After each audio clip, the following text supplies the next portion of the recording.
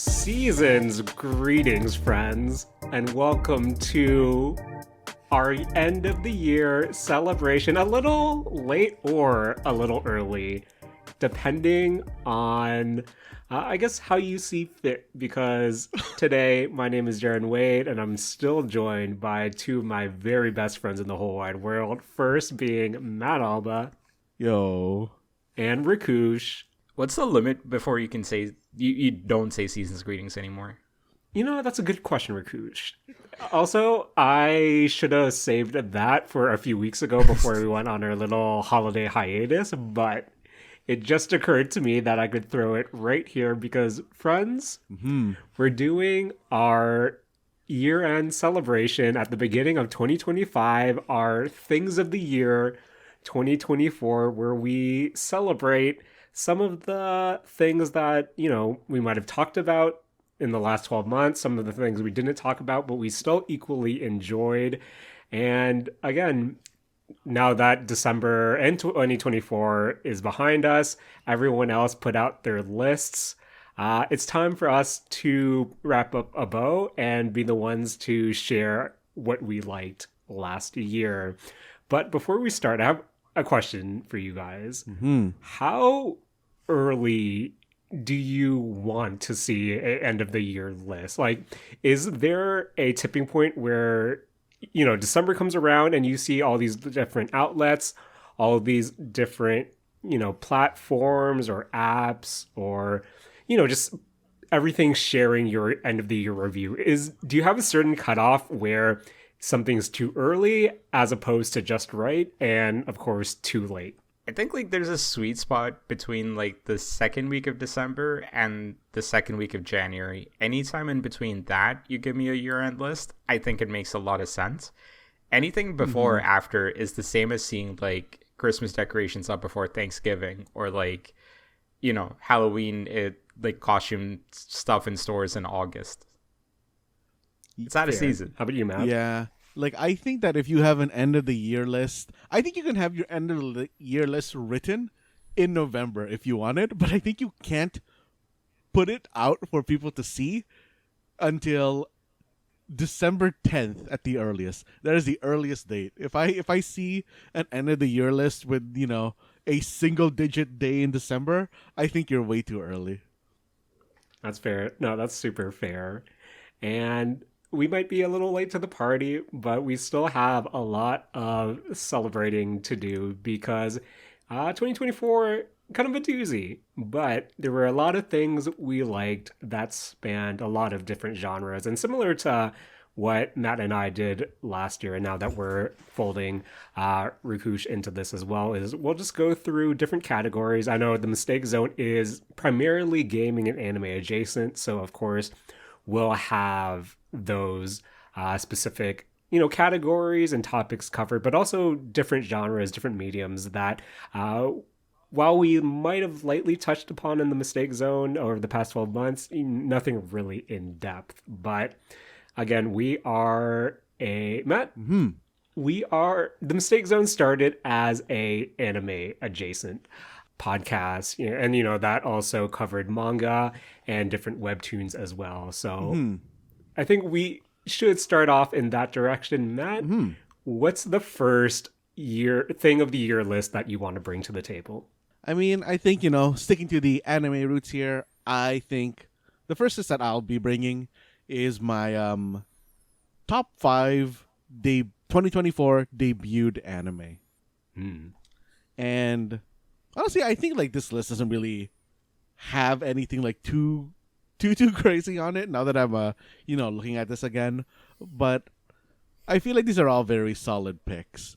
And you know, I think I'm gonna start, you know, at number 5, Jaren, a staple for, you know, any Mistake Zone anime season. Jaren, this is my harem pick for you know.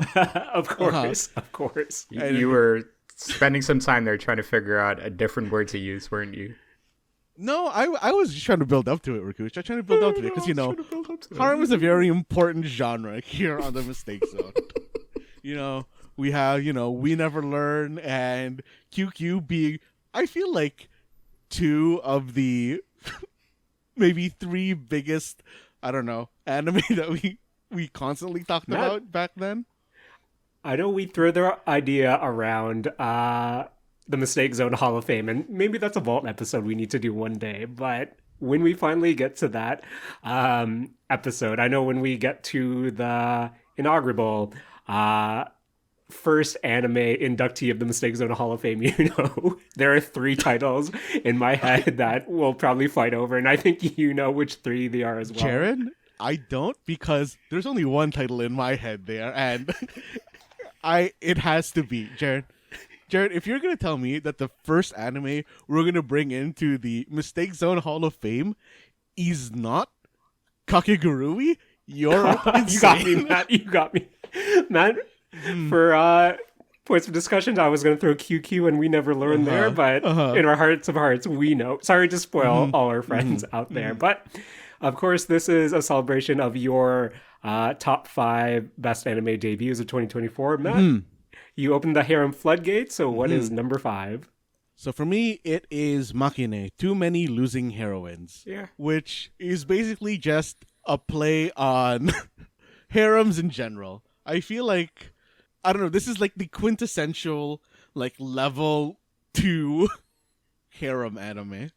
It takes all of those harem tropes, and now you get to see it from, a slightly different side, and it also is a harem anime, but, like, it's trying not to be a harem anime.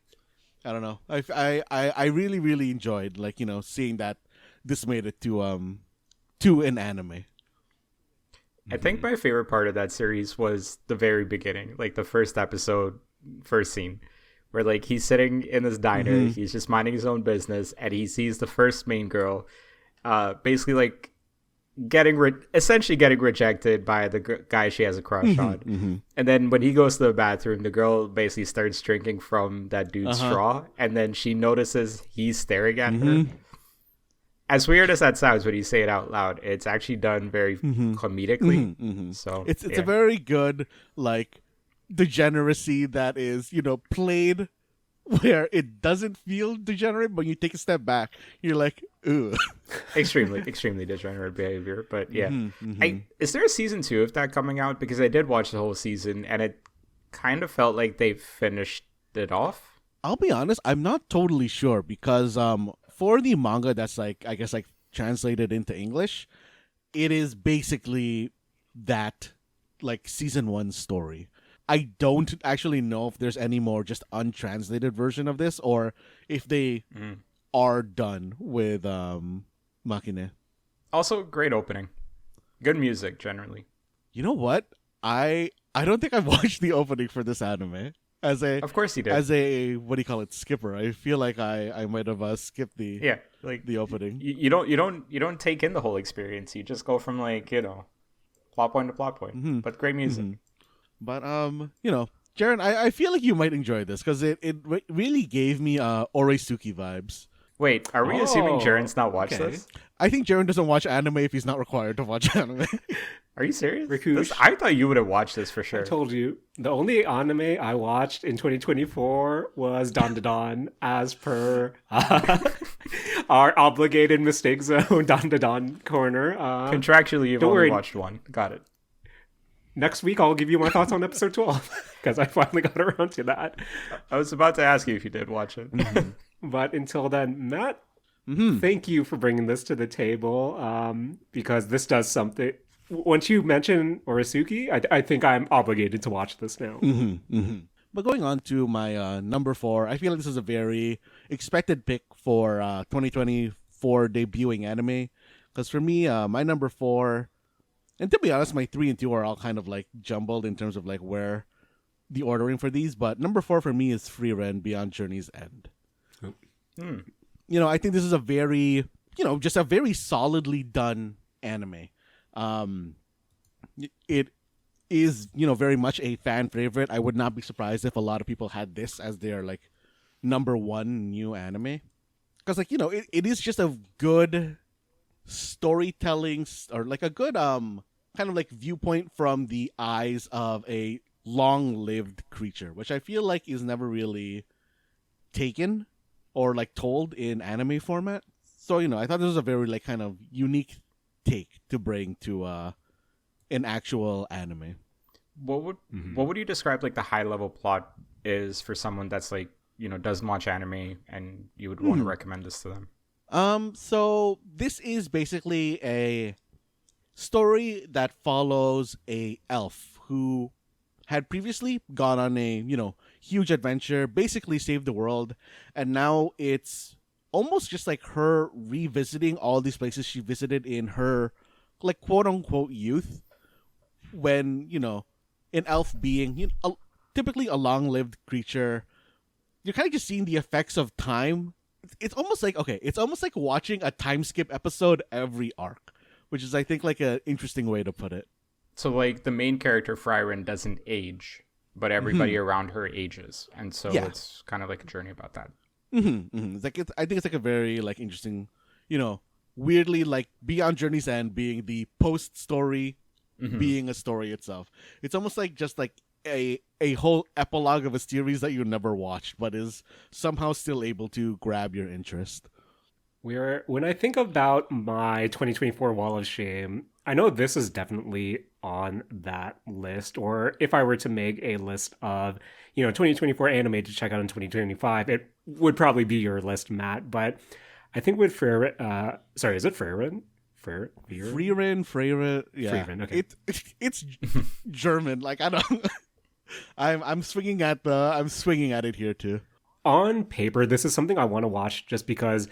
Not stop me if you heard this before, but going back to 2019, we watched. I forget the proper name of the anime, but it was essentially Demon Daughter, and Latina as a central heroine.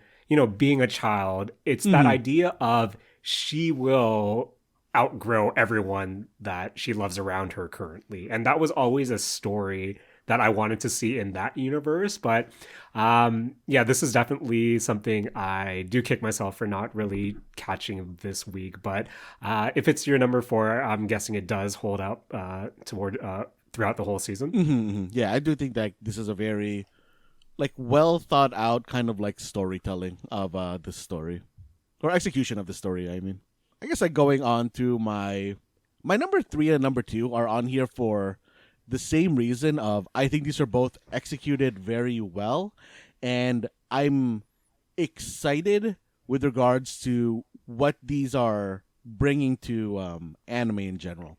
Because my number 3 and my number 2 are The Apothecary Diaries and Solo Leveling. Solo Leveling itself is, I want to say, just like a very, in terms of story, just a very generic kind of story, but I think it's executed upon well, and I feel like in the manhwa, the art is what elevated it, and I think in the anime they did a good job of bringing that feeling over. For The Apothecary Diaries, I just generally loved the setting of Apothecary Diaries. I loved Mao as a character, and the reason that like these two in particular stand out to me is that I really, really hope that these kind of become a bridge for anime in terms of bringing over manhwa and bringing over, I guess, more stories within this the Apothecary Diaries time period. Those are both things that I just really, really enjoy. Yeah, and spoilers, Apothecary Diaries was my favorite anime of the year. Or at least like, favorite anime that ended this year. I'm sorry, phenomenal. Apothecary Diaries was a 2024. I swear I watched at least the first half. Yes. First half was 2023, second half was 2024. Like it kind of ended in like Jan-Feb. Oh damn! I thought this debuted in winter 2024. Don't believe so.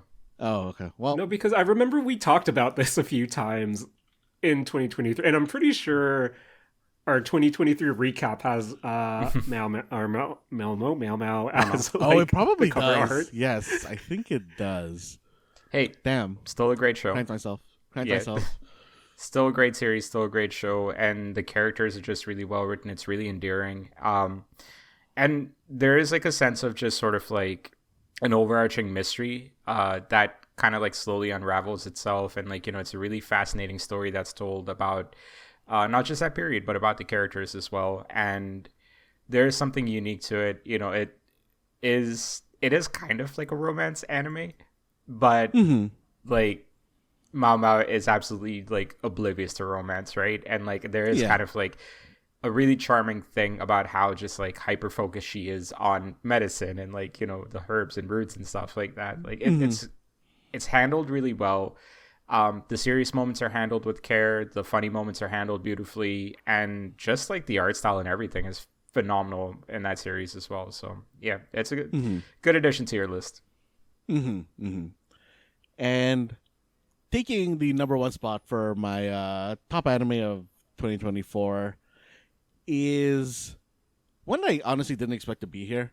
If you like had asked me if this would have been on the list at the start of 2024, I don't think I would have said yes. But for me, my top anime is Girls Band Cry, Oh, really? which Okay. is yes, this is a music anime about kind of like a high school to early college girl rock pop rock kind of band.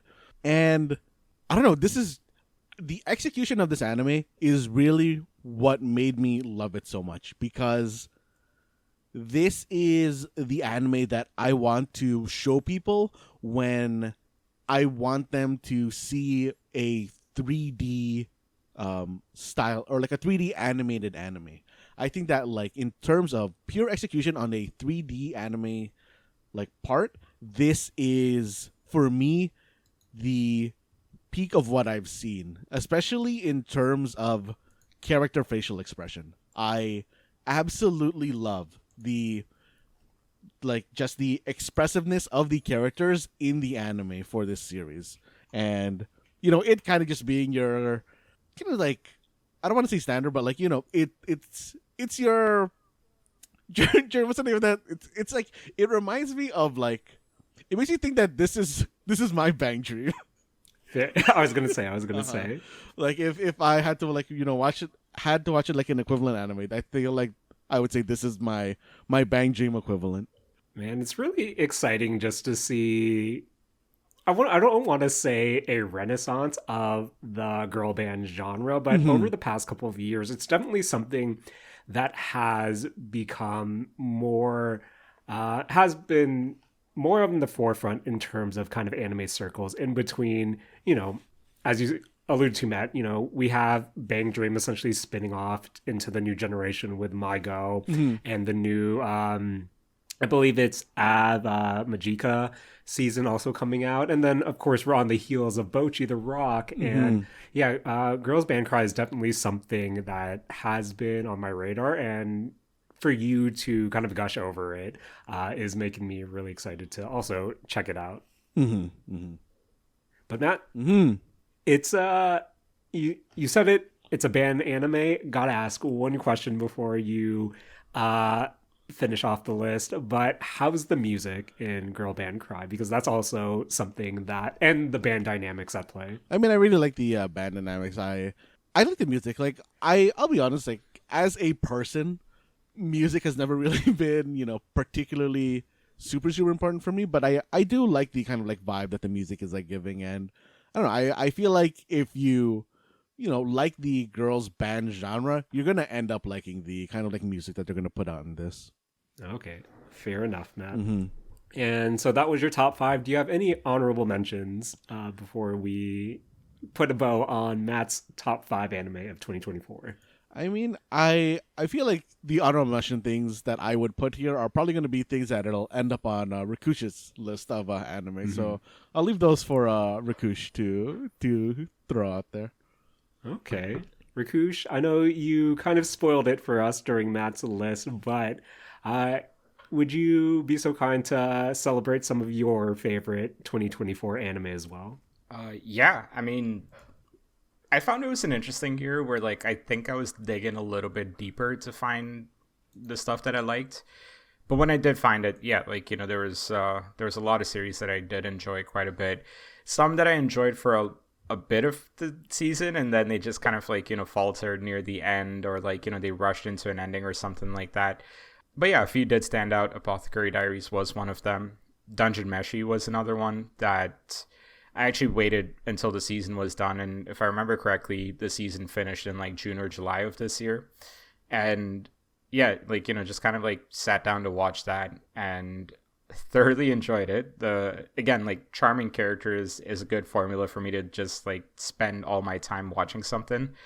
And yeah, like, all the characters are really charming. The concept is extremely unique. Like, just this idea that, like, this group of, like, basically RPG characters are traveling through a dungeon with no money, and they've decided that they're gonna try to survive just on the monsters that they hunt in the dungeon while they try to find one of the main character's sisters. And it's 24 episodes.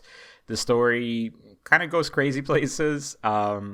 There's some dark moments, some hilarious moments, and everything's just well balanced. And I'm really looking forward to season 2. But yeah, I was super happy with the time that I spent watching Dungeon Meshi. Did either of you watch that one? I watched a bit of it and I've read a bit of it, but I don't think I completed the manga, but I got to around the dragon stuff in the manga. Okay, yeah. So they kind of cover that stuff. I mean, the dragon part is like the beginning sort of plot for Dungeon Meshi. But yeah. Jaren, you were going to say something. Oh, I was going to say, I don't watch anime, Rakush. Come on. Come on. Oh, right. Yeah. Sorry. I forgot about that. My fault. My fault, coach. The other two, like, there's a couple others that I wanted to kind of like, give a shout out to. And I think part of it is... Oh, wait. Rakush, before we move away from Dungeon Meshi, which is the, I guess, like, food thing that you considered eating the most, and which is the food thing that disgusted you the most? Honestly, I wish I remembered all the dishes to be able to add to this one, but like, nothing really stood out to me as like, man, I absolutely need to try this or not.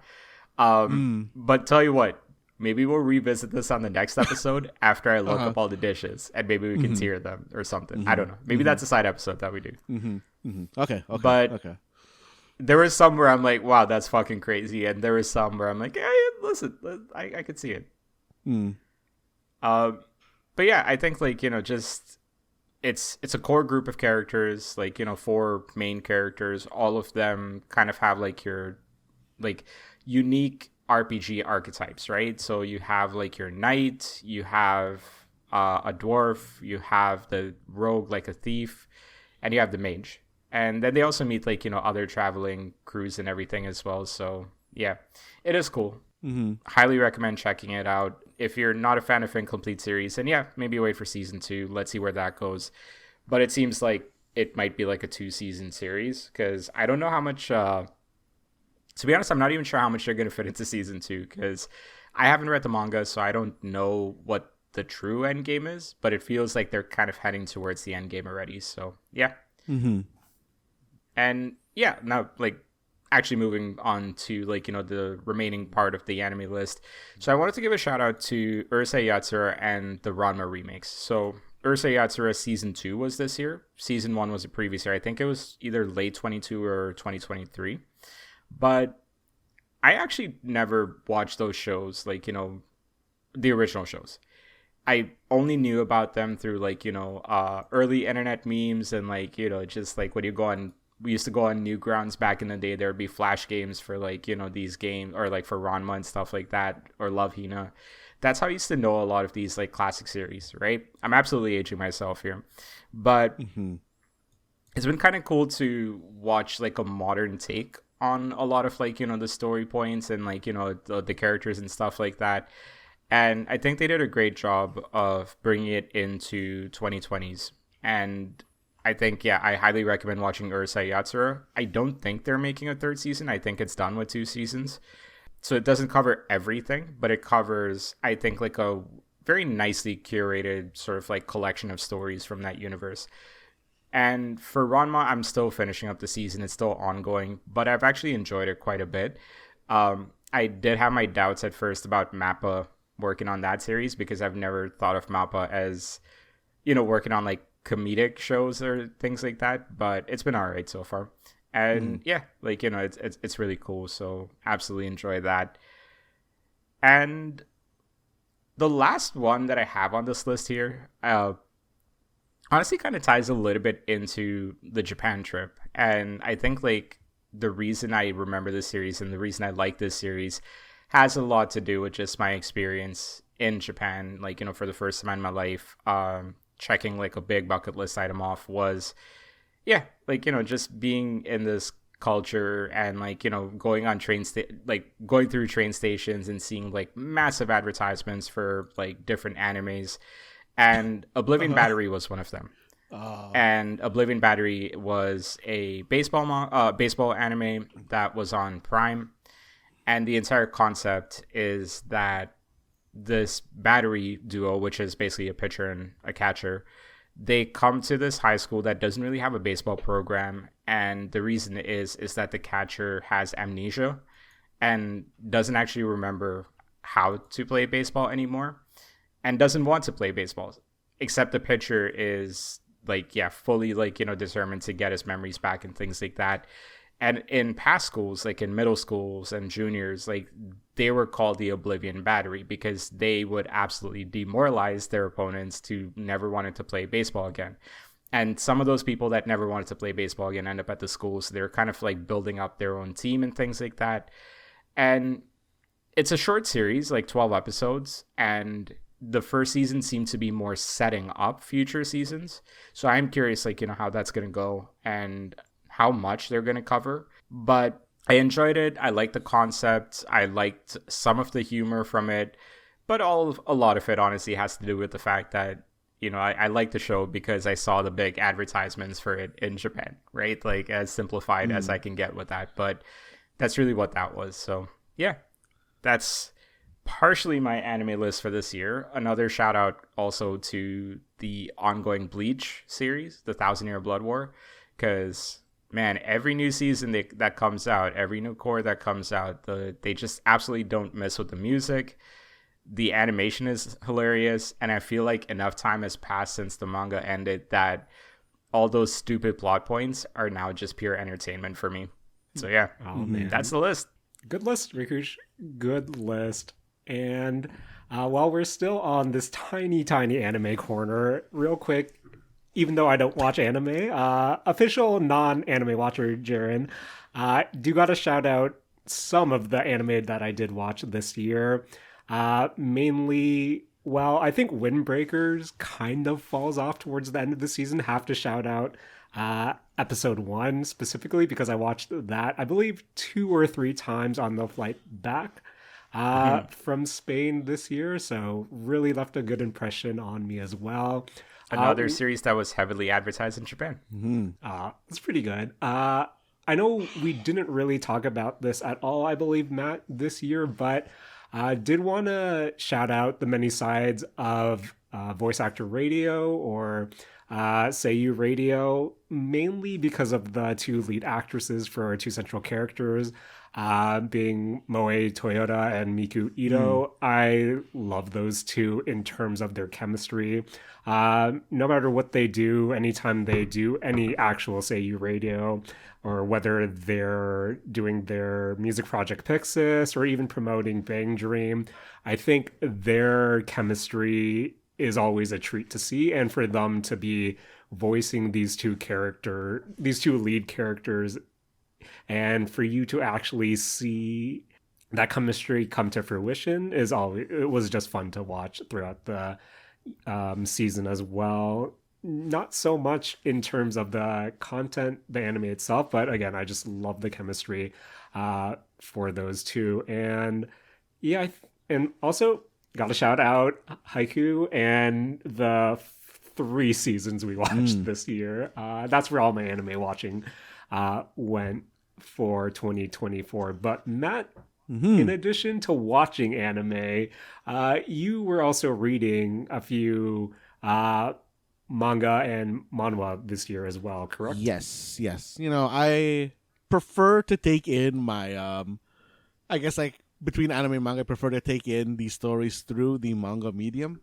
And you know, there's a couple that debuted this year that I really wanted to shout out.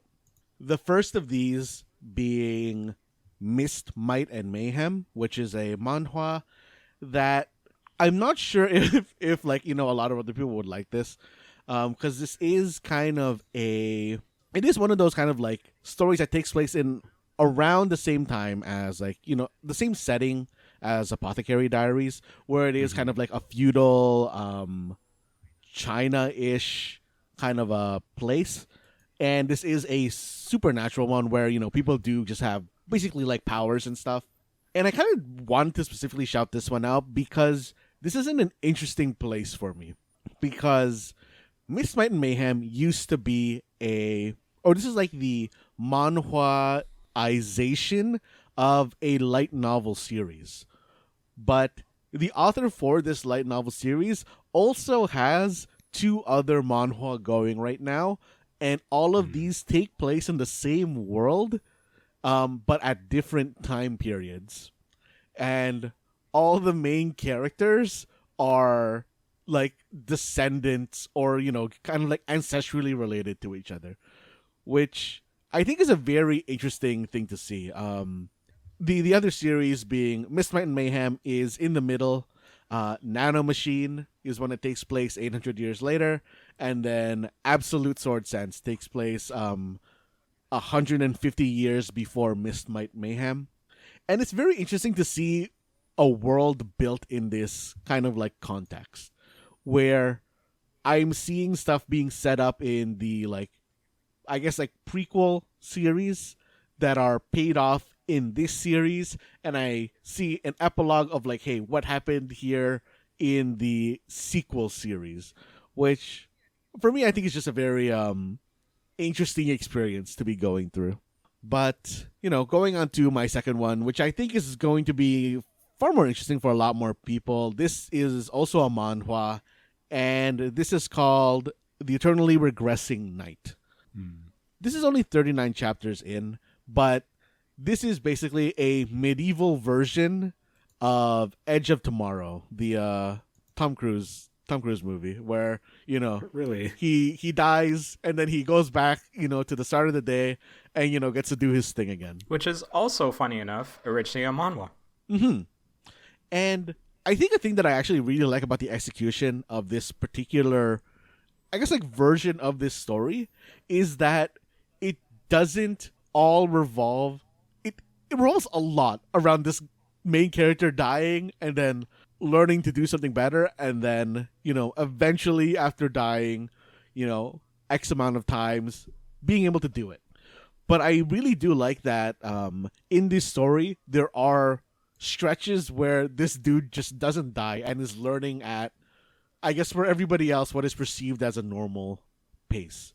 And I actually really also like the cast here because it is that kind of like, cast of lovable idiots sort of a story, which I feel like is a favorite type of cast for me. Okay.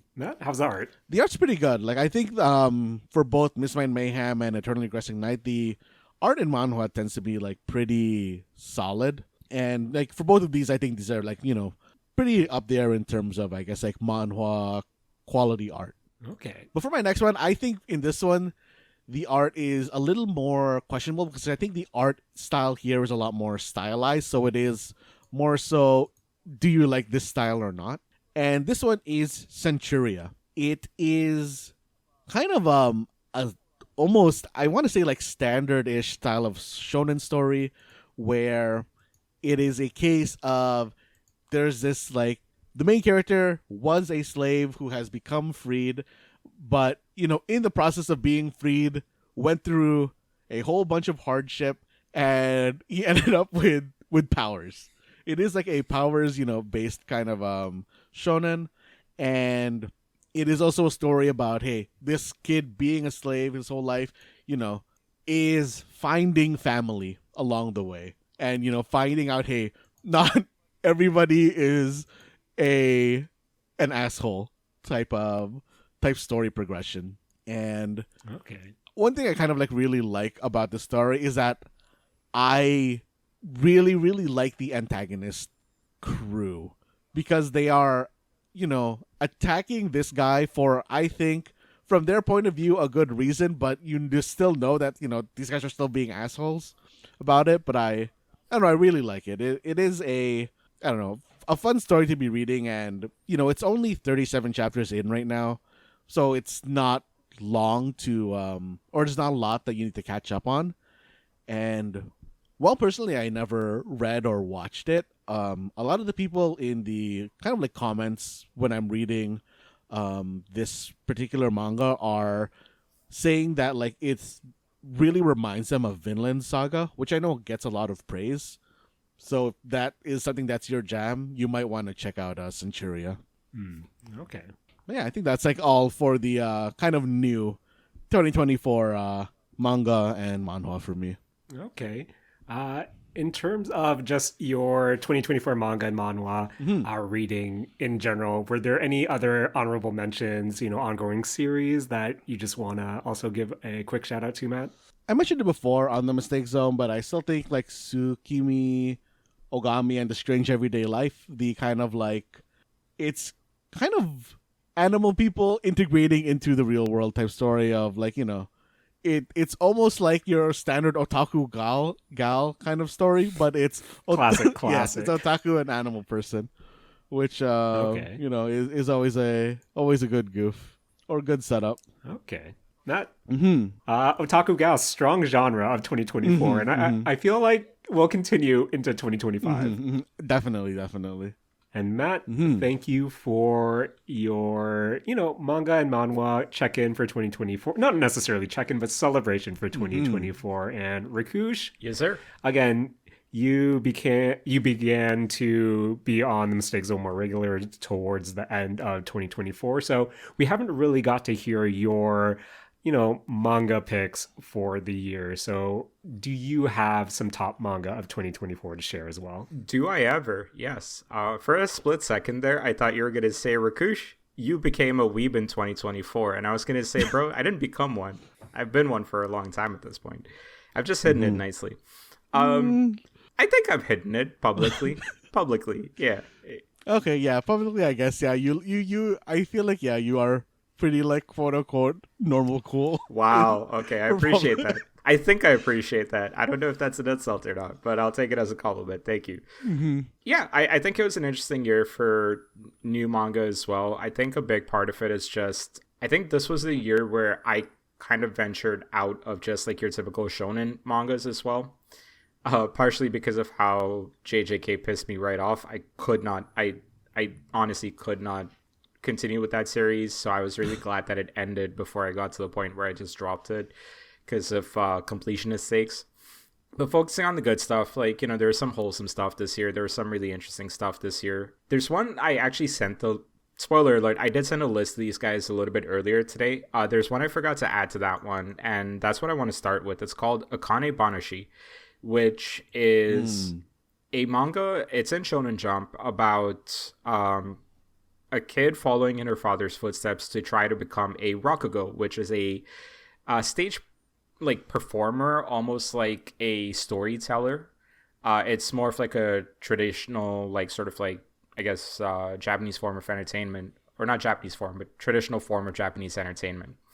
And it's been an interesting story. It's an interesting sort of look into a part of their entertainment industry that isn't exactly looked at quite often, and something I actually do have a lot of interest in looking into. It's kind of parallel to what their comedy scene is. So I've known what rakugos are for many years, but there's not a lot of like subtitled or like dubbed media that I can go and watch to just kind of experience that a little bit more. And so reading this manga has been really interesting. The story is really cool. The main character is this like girl kind of just like growing up idolizing her father, who was a rakugo, but then the father gets expelled from the school that he's in, and so she's kind of held this grudge for a long time, and she wants to make the person who expelled her father kind of like admit that he was wrong, sort of thing. And it's sort of this continuation of that story, and they do a really good job explaining what some of the more classical rakugo stories are, and the tiers or like the levels of performers, and like how they learn these stories and how they perform and what it is that you're looking for when you're watching these performances too. And yeah, it's just really fascinating. I highly recommend it. I have a sneaking suspicion it's going to turn into an anime one of these days, probably 2026. I think they're going to have enough material at that point to turn it into one. And it's honestly a really well drawn manga as well. Sometimes, like, when I describe these series, I tend to forget to say like something is beautiful. Like, this is actually a really beautifully drawn manga. And I think another thing I do really appreciate about it is they don't rely at all on, like, anime tropes or manga tropes, and so you do get a little bit of a refreshing experience every time you read that one. So yeah, that's one of them. Another one that's not on the list, but we have talked about extensively because the anime is Don. Like, that's been a really fun read. It's kind of become like a good weekly routine for me on Mondays to read that one. So yeah, really happy with that one. A couple of other ones to just kind of quickly shout out. There's a relatively new one called Shiba Inu Rooms. I am a dog lover. I don't have my own dog, but I do love, living vicariously through people who have dogs. Shout out to your dog, Jaren. But yeah, like, this series is really interesting. The concept is that there's this apartment building where every apartment has the spirit of a Shiba Inu attached to it, because this apartment building is built on an old puppy mill. And so these spirits are just kind of like tied to the land and aren't able to move on to the next life because of some unfulfilled, desire, or like, something along those lines. And so it follows this girl that moves into this apartment. The Shiba Inu there is supposedly a very sort of like aggressive, grumpy Shiba Inu, but then, like, as the series goes on, it kind of like explores the relationship between the two a little bit more, explores the relationships between the people who live in the buildings, the eccentric characters that all live there. And with the series like this, like, hey, we watched All Dogs Go to Heaven growing up, so it's setting up for something that's a tearjerker. So eventually I'm sure that's going to happen. But yeah, so far it's been like a really fun read, a really wholesome read every week. And love how the Shiba Inus are drawn in this. They're very cute, very adorable kind of like creatures, and they've captured that really nicely in this one. So yeah.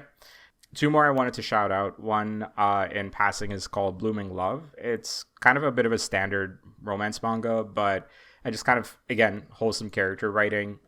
Just kind of like that the relationships all seem a little bit natural.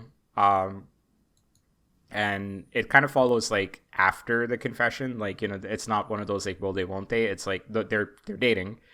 It's just about what that dating life looks like, right? So like, that's kind of been a cool read. And lastly, honestly, yeah, my favorite manga in the last couple of years, Chainsaw Man. Part 2's started and continued. Ongoing. It's got standard Fujimoto stuff where I am absolutely pissed off at certain things, but I know what to expect because it's just Fujimoto. And then like this part 2 has done a fantastic job just kind of like lulling the reader into a false sense of security almost, where like you're not necessarily certain some stupid shit's gonna happen, and then something happens and you're like, well, fuck. Or like, there'll be like a chapter that's just like a talking heads, and you're like, you can't figure out what's up with this chapter, and then like the last page just hits you with like the most like blatant punchline that you kind of still get whiplash because you weren't expecting it to be that blatant sometimes. And those moments are fantastic. Typically has to do with Denji talking about girls. It's fucking hilarious. And yeah, I mean, it's really well done. Continuation of like, one of my favorite stories in recent memory. I honestly have no idea what's going to happen with this series as far as like, what comes up after this, how part 2 ends. I don't know, but it's been a fun sort of like read so far. And then, yeah, like, I at this point also have just kind of zero expectations of the anime. So I've been very much like focused on the manga, and it's not disappointed yet. So really happy it's going on. And I hope Fujimoto himself is happy with what he's writing, because I really hope it doesn't end up like JJK, where it becomes very clear that the author hates a lot of his characters. And that's my list for mangas this year. And what a list it is. A little kind of on a downer note there with JJK Rakush. Hey, I'll make I guess I'll make it a positive. It's done. fair. Maybe that's something we can get to on a future episode. But before we leave the manga corner, real quick, I think I have to shout out one series that I personally finished this year. And that was Hana ni Arashi, or Rainbows After the Storms. I believe it just started getting a official English release, and I believe volume 1 did come out in December. So when I saw it on the bookshelf, I immediately had to pick it up. So, this is kind of your standard coming of age romance, but similar to what you just said, Rakush. The two central characters are already dating, so it's just you watching their relationship unfold, in between trying to keep it a secret from their friends, while also trying to figure out what their lives look like after graduation. But again, just a really comfy manga that I finished this year. Looking forward to adding this to my collection, but not enough for me to actually list off. But the ones I mentioned last year are still going strong, and I'm still reading as well. But I think we're mostly out of the anime manga corner for the things of the year list, but to briefly hint at it at the very least. In terms of top 10 lists, more or less, I did want to shout out the 10 movies, or 10 of my favorite movies that I did watch this year, where I think putting together this list in particular is always surprising, just because when we do get into early talks about, what we're going to talk about for our Things of the Year episode, I keep forgetting how many movies I actually watched throughout the year until I go through our Cineplex accounts or our streaming accounts and just seeing what we actually did watch. But in terms of 10 movies that really did stick with me, real quick, in no real order, but I guess my top 3 is my top 3. But Smile 2 was a movie that really surprised me this year. I thought Smile 1 wasn't that great, but really surprised at how Smile 2 kind of just held up on its own as a, psychological and horror movie. Speaking about psychological and horror, also got a shout out to Oddity, which was a horror movie that was recommended to me by a few friends. And when I finally, got around to watching it, there's just something uneasy about the movie that, with things kind of in the background that you're not that the characters aren't paying attention to, but it's hard for you as a viewer not to. So I thought it was just a well-produced movie as well. Dune 2, I also have to shout out because, as I kind of briefly mentioned previously this year, didn't watch a Dune 1, but Dune 2, I was surprised that it was able to stand on its own. And also make me excited for a third movie. But to be fair, did not make me want to go back to watch the original for what it was worth, but still enjoyed it all the same. Alien Romulus, also not a big fan, or I don't really have that affinity for the Alien franchise, but also surprised at how much it just stood on its own as a horror movie, really suspenseful. And that ending, anyone who's watched Alien Romulus, I just want to talk to them about where that ending goes. Talk to me. Maybe off air, but I just love how the movie essentially takes a 180 from going to this serious, suspenseful horror movie to essentially what is camp incarnate. And I really appreciated that. Yeah. I also like the isolated world that they built in the first 15 minutes. I would love to see more of that from Alien movies. Again, it's a strong movie overall, but that ending, man, that ending is wild, and I think that's why I liked it so much. Have to shout out Wicked. That is a beefy boy movie, but I thought it was paced really well, and I think the runtime really made it go. Despite its longer runtime, I think it went by in a flash. Was actually surprised how much I was looking forward to part 2 by the end of it. Rounding off my lists are Monkey Man, another fun, just action movie. Love me a good revenge tale. Really brutal fight scenes, so did enjoy that. And finally, before my top three, Late Night with the Devil was another horror movie I enjoyed Yo. this year. I think I'm a sucker for movies that take place in such a condensed time frame. This Yeah. one, of course, being a standard late night episode. Just loved the acting on it. Just loved the overall aesthetic presentation.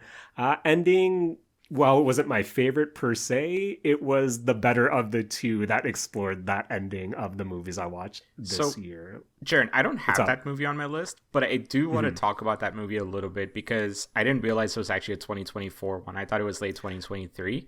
I'm So it debuted at South by in 2023, but awesome. officially it came out in 2024. Yeah. Okay. Glad you brought it up though, because it is a fantastic movie. I absolutely loved it, and it reminded me a lot of this 1992 fake documentary that BBC did called Ghostwatch, where Mm. it was aired on Halloween night, and they didn't tell anybody that it was fake except for like this little disclaimer at the very beginning of the show, which is a 90-minute long show. And there's like an increasing escalation of what's happening during Ghostwatch to the point where it ends with like this very crazy sequence of events, as you know horror stuff normally does, right?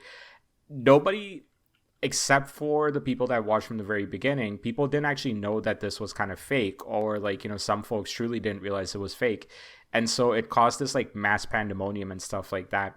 um I highly recommend checking it out, if not for like the actual quality of it, but for just kind of like the subject of conversation and just like a little bit of trivia around like, this crazy thing that BBC once did. And Late Night with the Devil was, to me, in many ways, heavily inspired by that. And it's phenomenal, like absolutely phenomenal movie. Yeah, the ending, like you said, was a little bit sort of like wild and like, a little bit off, but reading up on it, it made sense to me. Yeah. So yeah, love that movie.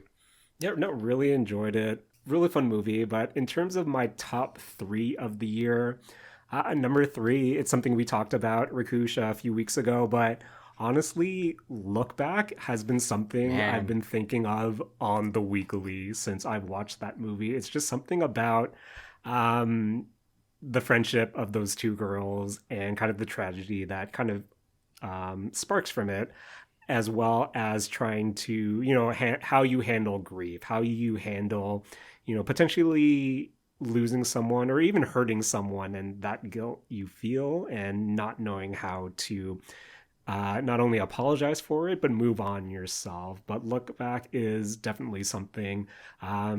Just from a production standpoint, that stuck with me. But from a story standpoint, again, I do think about that movie weekly for some reason, and something that left a really strong impression.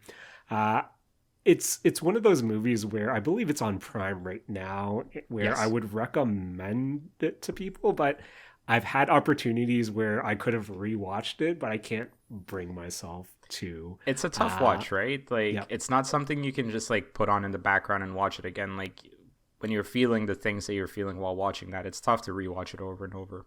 yeah. At that moment, I was pleasantly surprised. Again, some of the shots there. How do you make a slice of life, story like this, like visually appealing? And they did manage to do it through a few times during the movie, and that also sticks with me as well. To parody the Wicked interview that became a meme recently, people are holding space with Look Back. Hmm. I'm in Fujimoto Media. But yeah, definitely one that will stick with me. Another one that will probably stick with me, number two, have to give it to The Substance. I think this movie, I just really loved The Substance. It's just the way it's presenting the story of, aging and entertainment, especially for women, and how the extreme someone will go to kind of not only maintain the spot they have, but still chase the idea of youth, as opposed to, being comfortable with who you are, with still having that psychological and horror element while still embracing elements of camp as well. originally I think this would have been my movie of the year, but have to give it up to Matt, a movie I told you about earlier this year as Oh well. God. Matt, Uh-huh. my movie Uh-huh. of the year 2024 has to be Challengers because Matt, Oh, okay. Challengers was Uh-huh. the most non-anime anime ass movie I've seen. I think from a production standpoint, some of the shots that they do in terms of framing and even Uh-huh. perspective, I'm still thinking about as well. Soundtrack is killer, but man, that ending sequence when your perspective as a viewer is of the ball and you're just going back and forth in an intense tennis match. Anime as hell, Matt. Uh-huh. Anime as hell, and I Oh adored man. it so much. Not Jared, what's up?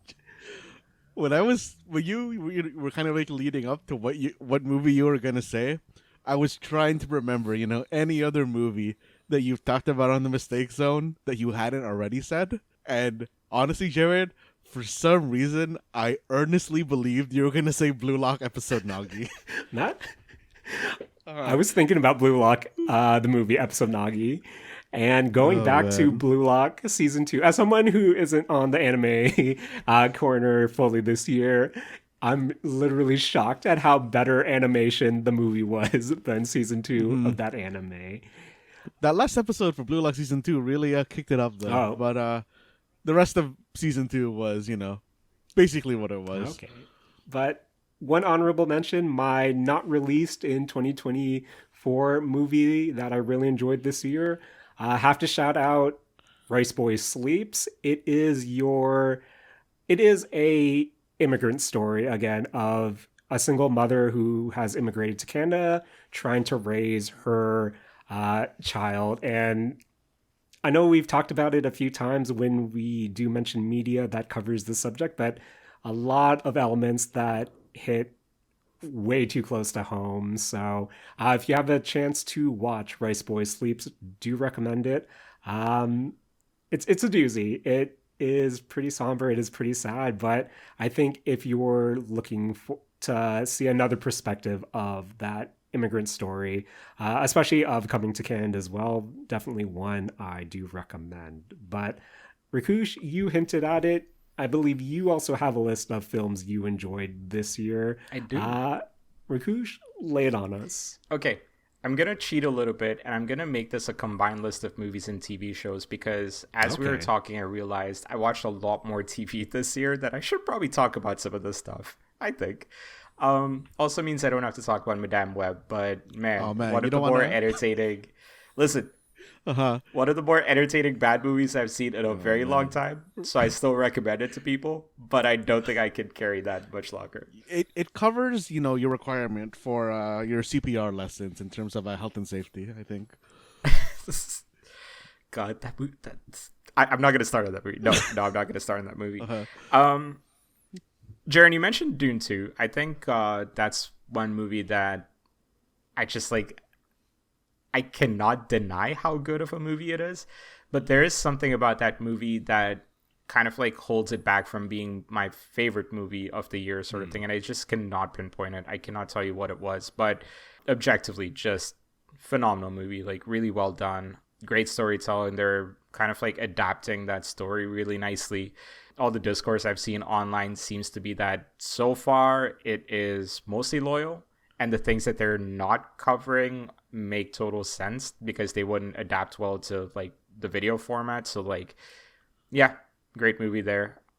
Furiosa was kind of like it came and went a little bit, but there was an interesting movie. Something that also honestly made me want to go back and watch Fury Road again because that's one of my favorite movies of all time. So like, shout out to that one. Deadpool Wolverine was an interesting one. I really, really, really wanted to like it because my comic book buying habits over the last couple of years are that like, something like this movie right up my alley. And kind of going into it, like, I didn't know what to expect with the trailers and stuff like that because they're also kind of secretive about it a little bit too.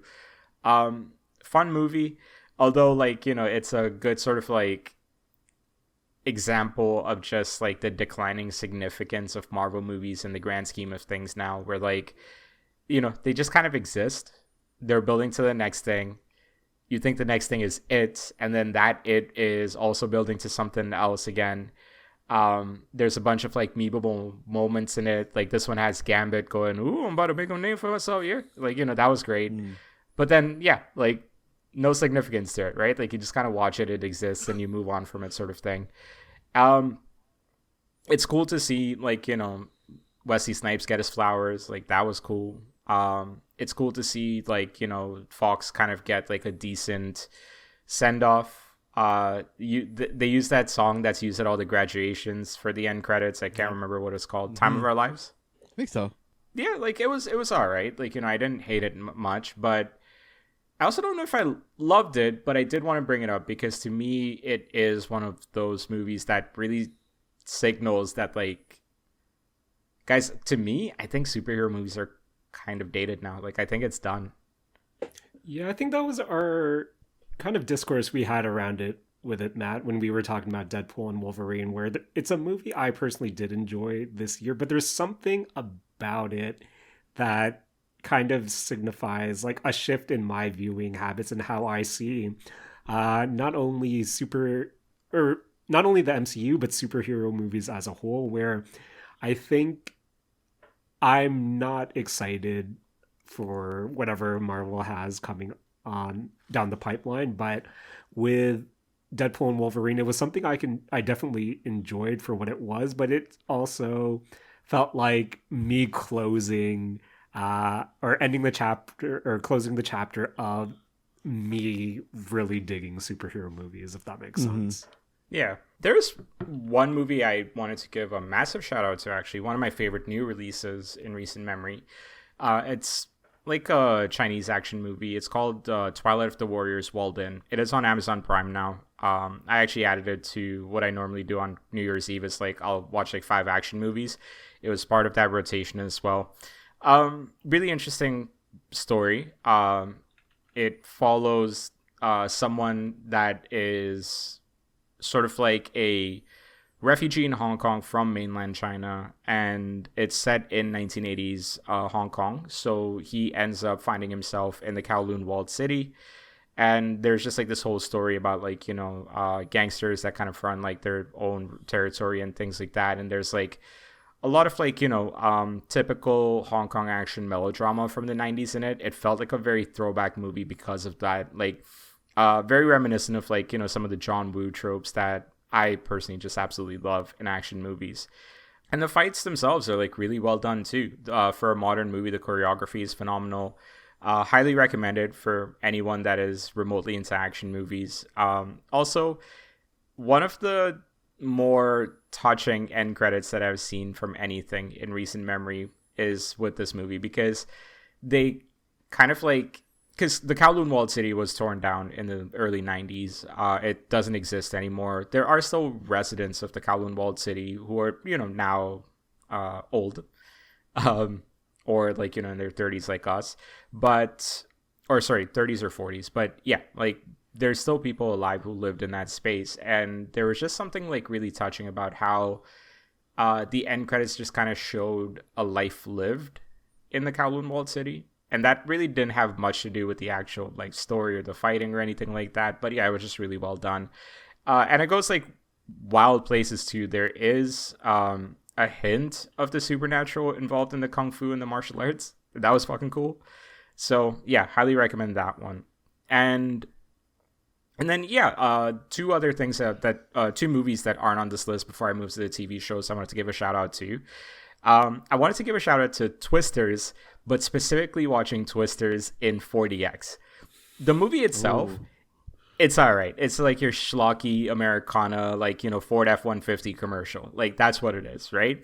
But one of my buddies convinced me to go watch this in 4DX. 4DX, for those who don't know, is like this immersive D-Box experience where your seats are moving. However, in addition to that, they also have like physical effects. So for example, if you're in the middle of a twister, there's a little bit of like mist, so that you felt a little bit of that water or like the rain that like the people in the movie would feel. A little bit of fog would like shoot out, or things like that. It's honestly a very unique, one of a kind experience that I had with that movie. And it was one of my favorite experiences watching a movie in the theaters this year. I don't know if that experience can be mimicked with other genres of movies. I just think it was a match made in heaven that like Twisters and 40X just works perfectly. It took like a 7 out of 10 movie and made it like a 9.5 out of 10 for me. So just wanted to give that a shout out to that one. And the last movie, like I just kind of wanted to give a shout out to, I believe it's actually a 2023 release in Japan. But I did want to give a shout out to Don't Call It a Mystery, the movie. It's based on a J-drama that was coming out in 2021, 2022. And the movie, it reminded me a lot of the Phoenix Wright movie that had come out, I believe, almost a decade, if not longer ago at this point. Oh. But yeah, I know, right? Mm-hmm. But yeah, good movie, fun experience. Like, I like the story that they're doing. I like the mystery that they're trying to solve. And yeah, like, that was a really cool experience. Now, the TV shows. The reason I wanted to give it a shout out is because I found myself watching a lot more J-dramas and K-dramas this year. More of the live action stuff instead of the anime stuff, which is a big plot twist. But wanted to give a shout out to a couple of shows on Disney Plus this year. One of them is called Sumo Do, Sumo Don't. Japanese, sort of like comedy drama series. Mm-hmm. It's based on a movie that apparently came out in the early 90s. However, it's a standalone series. Like, there are returning characters, but you don't need to know about them. And whatever you do need to know about them is kind of explained well enough in this series. It kind of follows like these a bunch of folks, but like two of the main ones are in the same college. There's a dude that needs an extracurricular credit in order to graduate. And one of his guidance counselors, who is in the original movie, pushes for him to join the sumo club, which doesn't have enough members. The only member in the sumo club is a girl who's been keeping it going. And it kind of follows that story, follows the story of like, both of them as they navigate one, like, just their personal relationships, but also just like, figuring out this like motivation and this drive to like be competitive in sumo, or to like, be at the highest level in the case of the girl and stuff like that. And it's 10 episodes, really nicely done. Highly recommend watching it. Very sincere series, I found. It stars the guys from Samurai Gourmet, the main actor from Samurai Gourmet. Man, I don't know if you watched that one, but yeah, really cool, really funny, really charming. Again, it's a bit of a theme for the things that I have on my lists, but yeah, highly recommend that one. Another show on Disney Plus that I wanted to kind of shout out was A Shop for Killers. So this is a Korean drama, sort of like thriller series. And again, 10 episodes. Ends on a bit of a cliffhanger, so I don't know if it's going to have a second season or not. So that's, I always give that caveat as like, I don't know if it's a complete series or not just yet. Yeah, I just kind of like the nonlinear storytelling style that they have in it. It's shot very sleekly, like, very nicely. The characters take a little bit of time to kind of like grow on you, but once you kind of figure out what's actually going on, it's really cool. I really like the actual sort of like choreography on the set pieces and the action and stuff like that. So yeah, great series. I highly recommend it if you're looking for something that, kind of scratches like your action watching or like action binging itch. Because yeah, it's 10 episodes of just like something really interesting and really unique. And the last Disney Plus show I wanted to recommend, it's called The Light Shop. Light Shop might be one of my favorite things I've watched all year across all media. And I only watched it like, about a month and a half ago. The concept for a light shop, I honestly don't want to speak on it a lot, but essentially like there is this one sort of like alley where it's extremely haunted, but there's a light shop. And the guy who runs the light shop, it's like this mysterious figure that just wears glasses and things like that. And over the first couple of episodes, like, it kind of like explores people seeing these ghosts and like, just their interactions with it. But something happens midway through the season that is extremely fascinating, and it's such a profound twist, and the way they handle the rest of the series after that, it's powerful, it's beautifully shot. It's a very unique spin on certain tropes that you find in K dramas and stuff. And I just absolutely loved it, man. Like, highly recommended. Jaren, I know you had a lot of horror on your list. I feel like this might be something you might find interesting. So I do highly recommend it if you get some time to watch it. And All right. I don't want to say anything more about it because I feel like the less you know beyond what I'm about to say, or what I did say, the better. So Light Shop, absolutely recommend that one.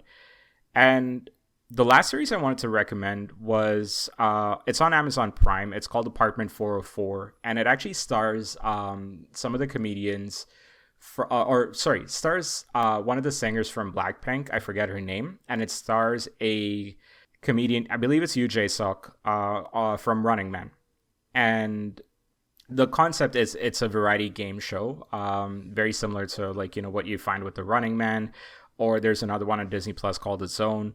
But the theme is that all of like you're trying to solve a mystery, and you're trying to essentially like find a traitor that's like Amongst Us style. The thematic connective tissue, though, is that all of these stories have to do with certain historical events from Korea that happened in apartments or happened with residential life, or like just like shocking events that happened in otherwise mundane existences. Really nicely done, very funny, very educational from like if you're interested in any kind of historic sort of like things about like these countries from which we watch a lot of shows from. So yeah, it was a good balance of those things.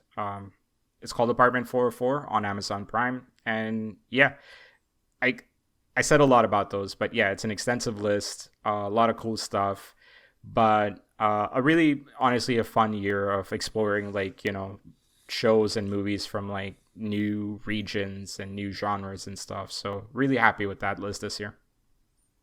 Okay. Sounds like you watched a lot of TV Too much. and movies this year, Rakush. Too much.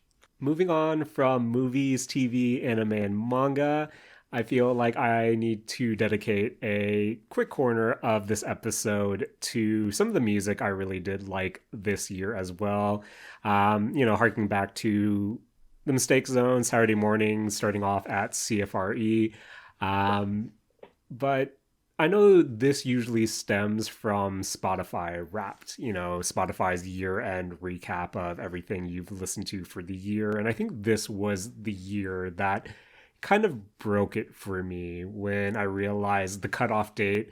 I know when we started this episode, I asked, what cutoff date feels, good or icky when it comes to a year-end recap? And I think my issue with Spotify Wrapped was made especially apparent this year when I realized the cutoff date was November 12th for all your kind of stats to be recorded, and everything from there to the end of the year is kind of a no man's land. And I think looking at my Spotify Wrapped this year, it was kind of disheartening to see how much music I did listen to kind of in even the later half of November that wasn't really shown there. But I kind of digress with that, since I feel like my listening habits aren't really that reflected on my Spotify Wrapped this year. So real quick, wanted to go through my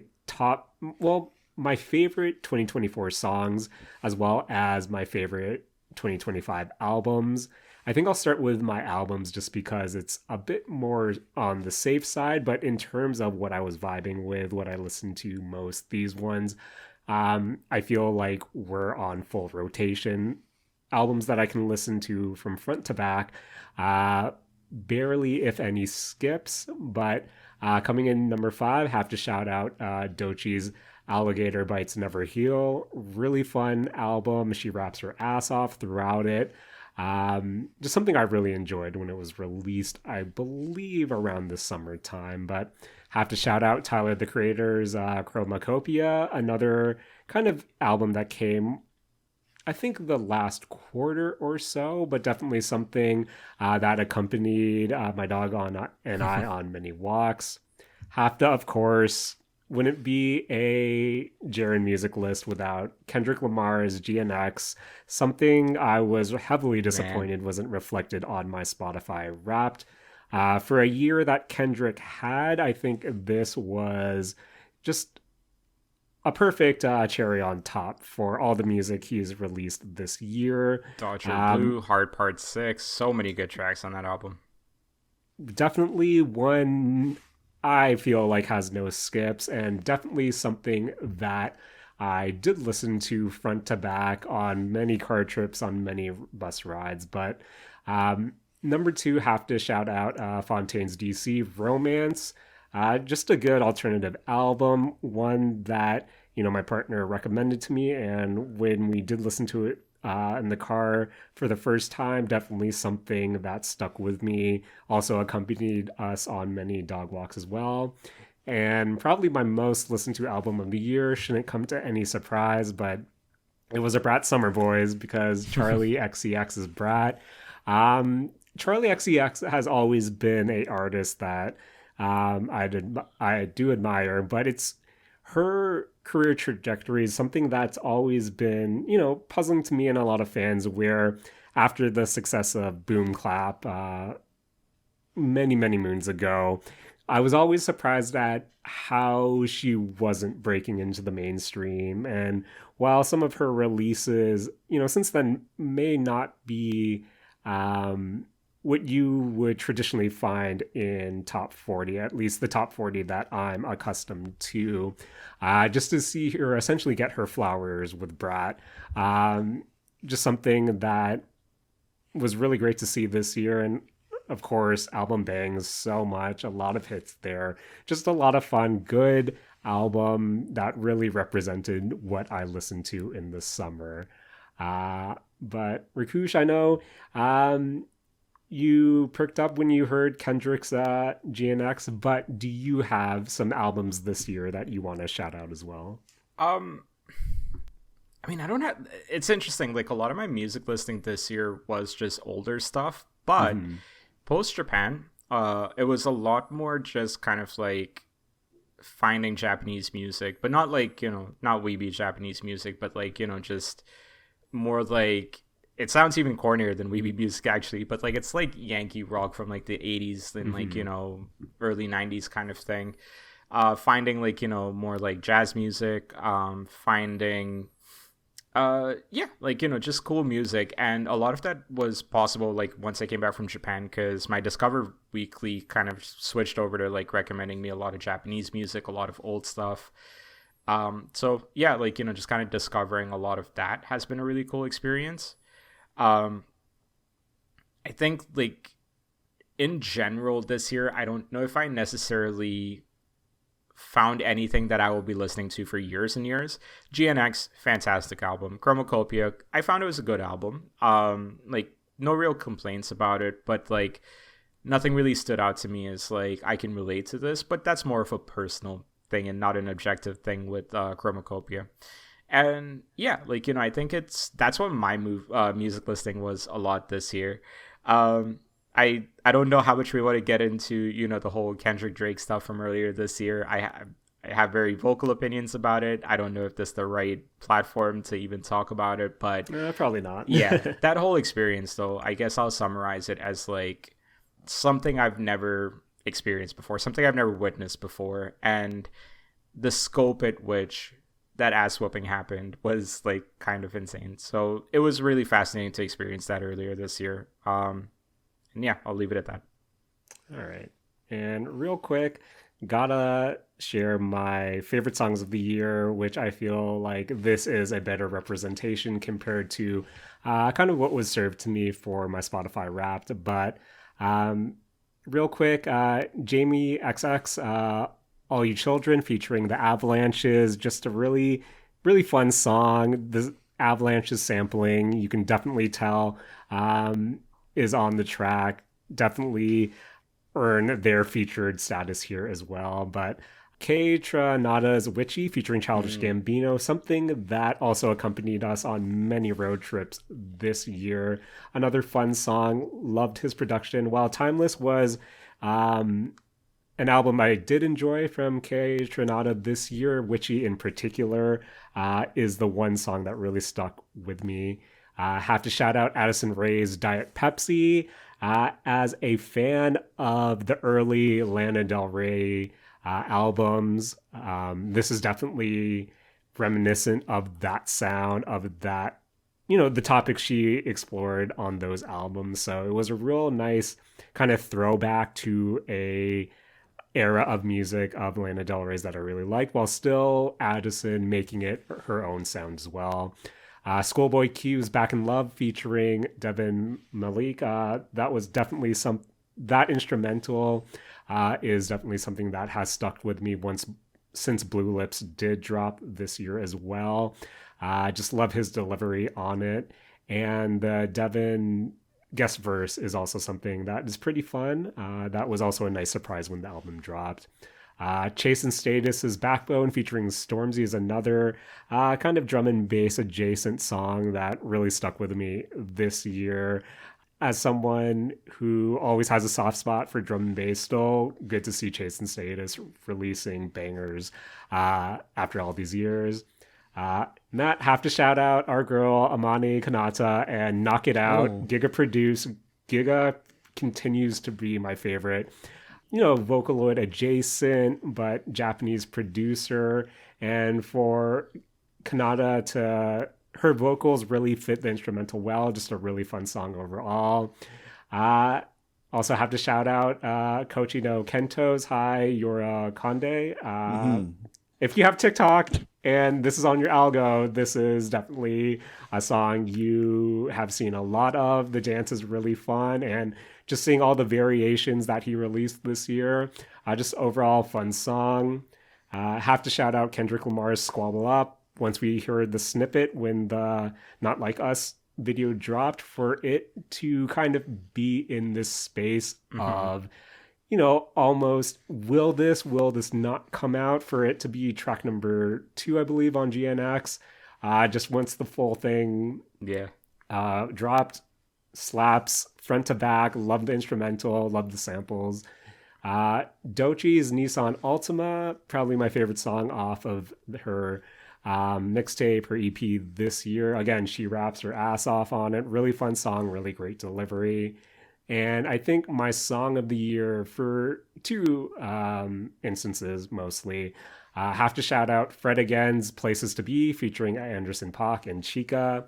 I think this song in particular means a lot to me and really defines a lot of key moments for 2024. This was the only song on my list that cracked my Spotify or Wrapped most played songs of 2024, coming in at number 5. But I think Places to Be is just a really fun Fred Again track that really combines what, early Fred Again sensibilities with some of the more club banger production he explored with, the USB compilation. Fun Anderson .Paak verse, and Chica's delivery also real fun as well. I think this dropped when we were on vacation, so every time I hear this song, I think of 2 moments this year. It's just listening to it on the first time on a plane going to, I believe it was Madrid, and just this song gives me such travel vibes to it because of that. And then seeing it live when Fred Again came to Toronto, just seeing everyone go crazy to it, me trying to rap along to Anderson .Paak's video playing on the screen, just fun overall, and one song I will definitely be revisiting because it definitely represents a lot of elements that I enjoyed of 2024. And finally, real quick, just because, again, I opened the floodgates with shouting Kanata's song out, my VTuber cover of the year has to go to Pochi's Bling Bang Bang Born cover. A lot of VTubers covered the song this year. Matt, I believe we also had a running list of those who did, but I think Pochi's cover in particular was one that really explored a more sensual, more mature sounding, as opposed to trying to kind of recapture the rapping, the aggressiveness of the original creepy Nuts song. So for Pochi to make it her own was something I really appreciated in 2024. And I think that's my only VTuber adjacent shout out I have. Unfortunately, no Hololive animation fan list this year, but Matt, I know it wasn't on your list, but to round out our music categories, do you have and I guess this question also goes to you, Rakush. Do you guys have an anime OP or ED of the year? Ooh. I don't watch anime opening. Fair. I do. I need to find the name. Give me 1 second. I need to find the English name. Oh, this guy. No, drop the Japanese. No, because I have not Spotify, but it's written in Japanese, so I don't know what it translates to. Oh man. It's okay. It's the latest Bleach one. I don't know what it's called, but it's the latest Bleach OP from this season. It's they have absolutely not missed at all with that. Okay. So we have manga, anime, movies, TV, and music out of the way. But before we get to our gaming main event for this Beefy Boy episode, Rakush. Yes. I know you have one more list that you want to share for 2024, so lay it on us. Jaren, it's the most important list. It's honestly, I'm going to log off after I give you this list because I got nothing else to talk about. I am joking. I will be here for the remainder. But I kept a full list of my favorite matches, wrestling matches from 2024. It's something I started doing in 2023. So this is the second year of me doing it, where basically from the first week of Jan until the end of the year, whenever I watch a match, I was like, this is fire, adding it on the list. Now, in 2023, I was able to actually go back and rewatch all of the matches. There's like 30 of them, so it was quite a bit. But I was able to rewatch them and then kind of like rank them all 1 to 30. This year, I haven't had a chance to do it, but I do have my top 5. And I will go through them in chronological order because I don't actually know what I think my favorite match of the year is. So chronological it is. But I think I'm going to start with Ospreay versus Danielson from Dynasty, AEW Dynasty on April 21st. I'm going to say these names assuming that whoever's interested in wrestling knows who these guys are. But Jaren, Will Ospreay versus Bryan Danielson was one of the first matches this year where I was like, okay, holy shit. Like, I saw things in that match that Ospreay versus Takeshita from Revolution kind of had it, but this was an escalation of that in a really, really insane and cool way. And great storytelling in it as well. So yeah, high on my list, that one. The other one, very similar, was MJF versus Ospreay from Dynamite on July 17th. That's the one that went almost an hour. Ended with MJF winning it, but like 30 seconds to go before the time limit happened. And AEW has done a couple of these hour-long matches, and usually you can tell, like 20, 30 minutes in, oh, they're going for the limit. Like, you can tell. And this, as it was unfolding, I was like, oh, wow, they're going all out for this one. And they absolutely did. I'm glad they did. It was an insane match and a great finish. Loved everything about it. They did have a rematch at All In at Wembley. It was a decent match. I think it did some cool things, but I don't think it hit the same highs as MJF versus Ospreay did. That was absolutely phenomenal. Couple of others that I wanted to shout out. Mercedes Moné versus Chris Statlander from Full Gear. Phenomenal match. I think AEW's second or third best women's match that they've ever done. Thunder Rosa versus Britt Baker. That steel cage match is still absolutely up there. Highly recommend watching that one. Mercedes Moné, after like all in this year or last year, has been on an absolute tear. Like, she just wanted to prove to everybody, like, yeah, she had a stinker on a big stage. That was not her fault, and she's kind of been on this mission to prove it with every match since then. And yeah, that was, I think, one of the high points, current high points of her run. I actually skipped this one, but shout out to Yoda versus Konosuke Takeshita from G1 Night 1. That is a matchup that I think is going to be main eventing one of their big shows very soon in the near future, because they're the two of their best, New Japan's best young guys. And I'm really excited to see them match up again, because, yeah, they had some insane chemistry with this, and the energy was just off the charts for that one. So really, really cool match. I gotta begrudgingly give a shout out to this one, Jaren, because I have my opinions about CM Punk, but him versus Drew McIntyre at Bad Blood was it was great, man. That was actually a really well done match. Great storytelling. Like, you know, they actually kind of delivered on the actual heat with that rivalry. I hate that it was this good, but it was really good. And the last one I did want to shout out was actually a recent match from World's End on December 28th, and it was Okada versus Ospreay, the Continental Classic Finals. And these two have had a couple of matches against each other, and so far they just absolutely have not disappointed. It was amazing. Would you say Ospreay is the Mistake Zone Wrestler of the Year?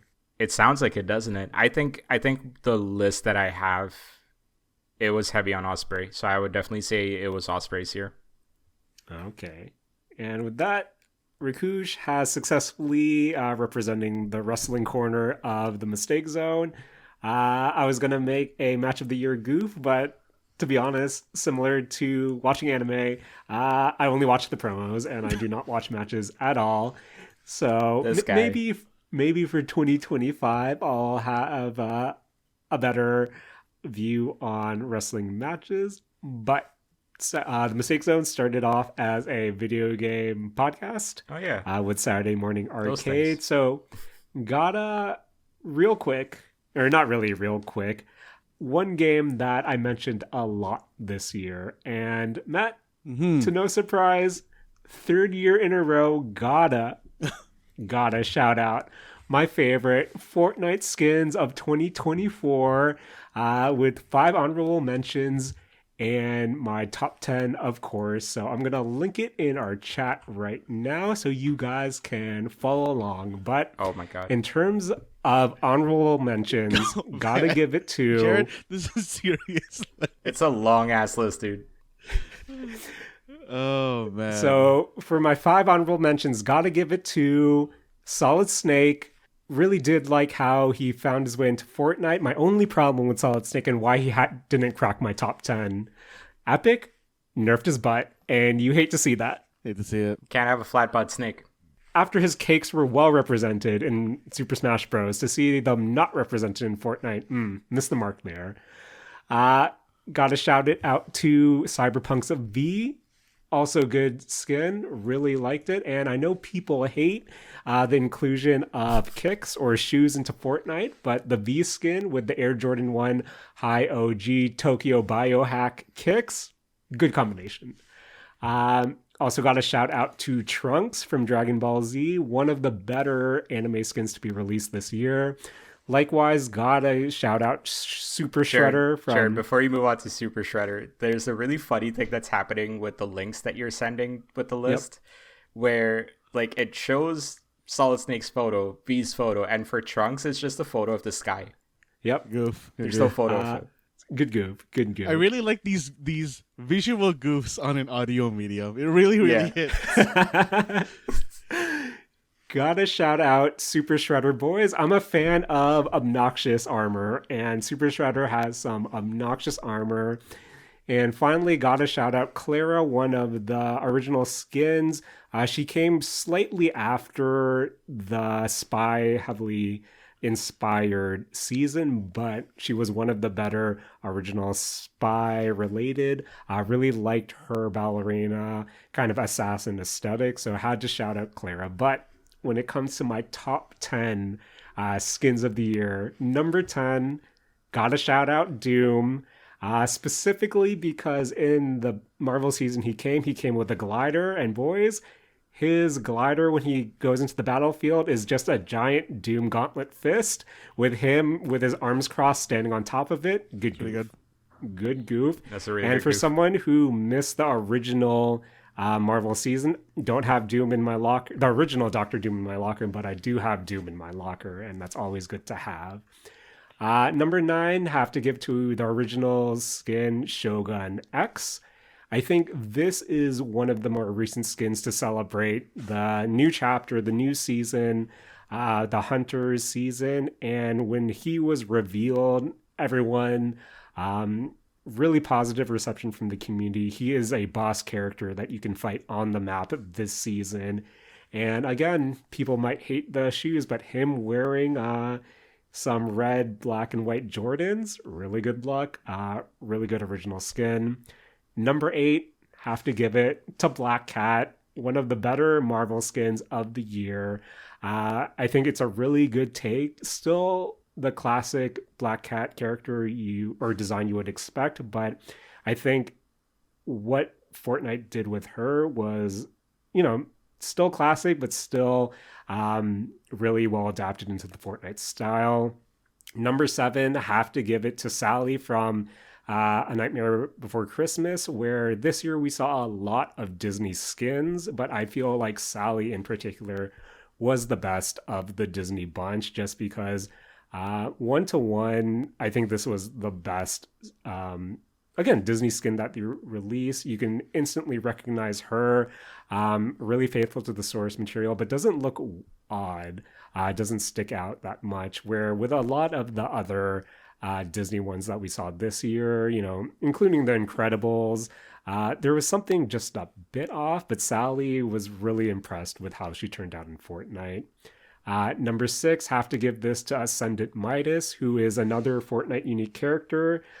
This was his variation during essentially the Greek gods adjacent season. Really good take on his character and his styles.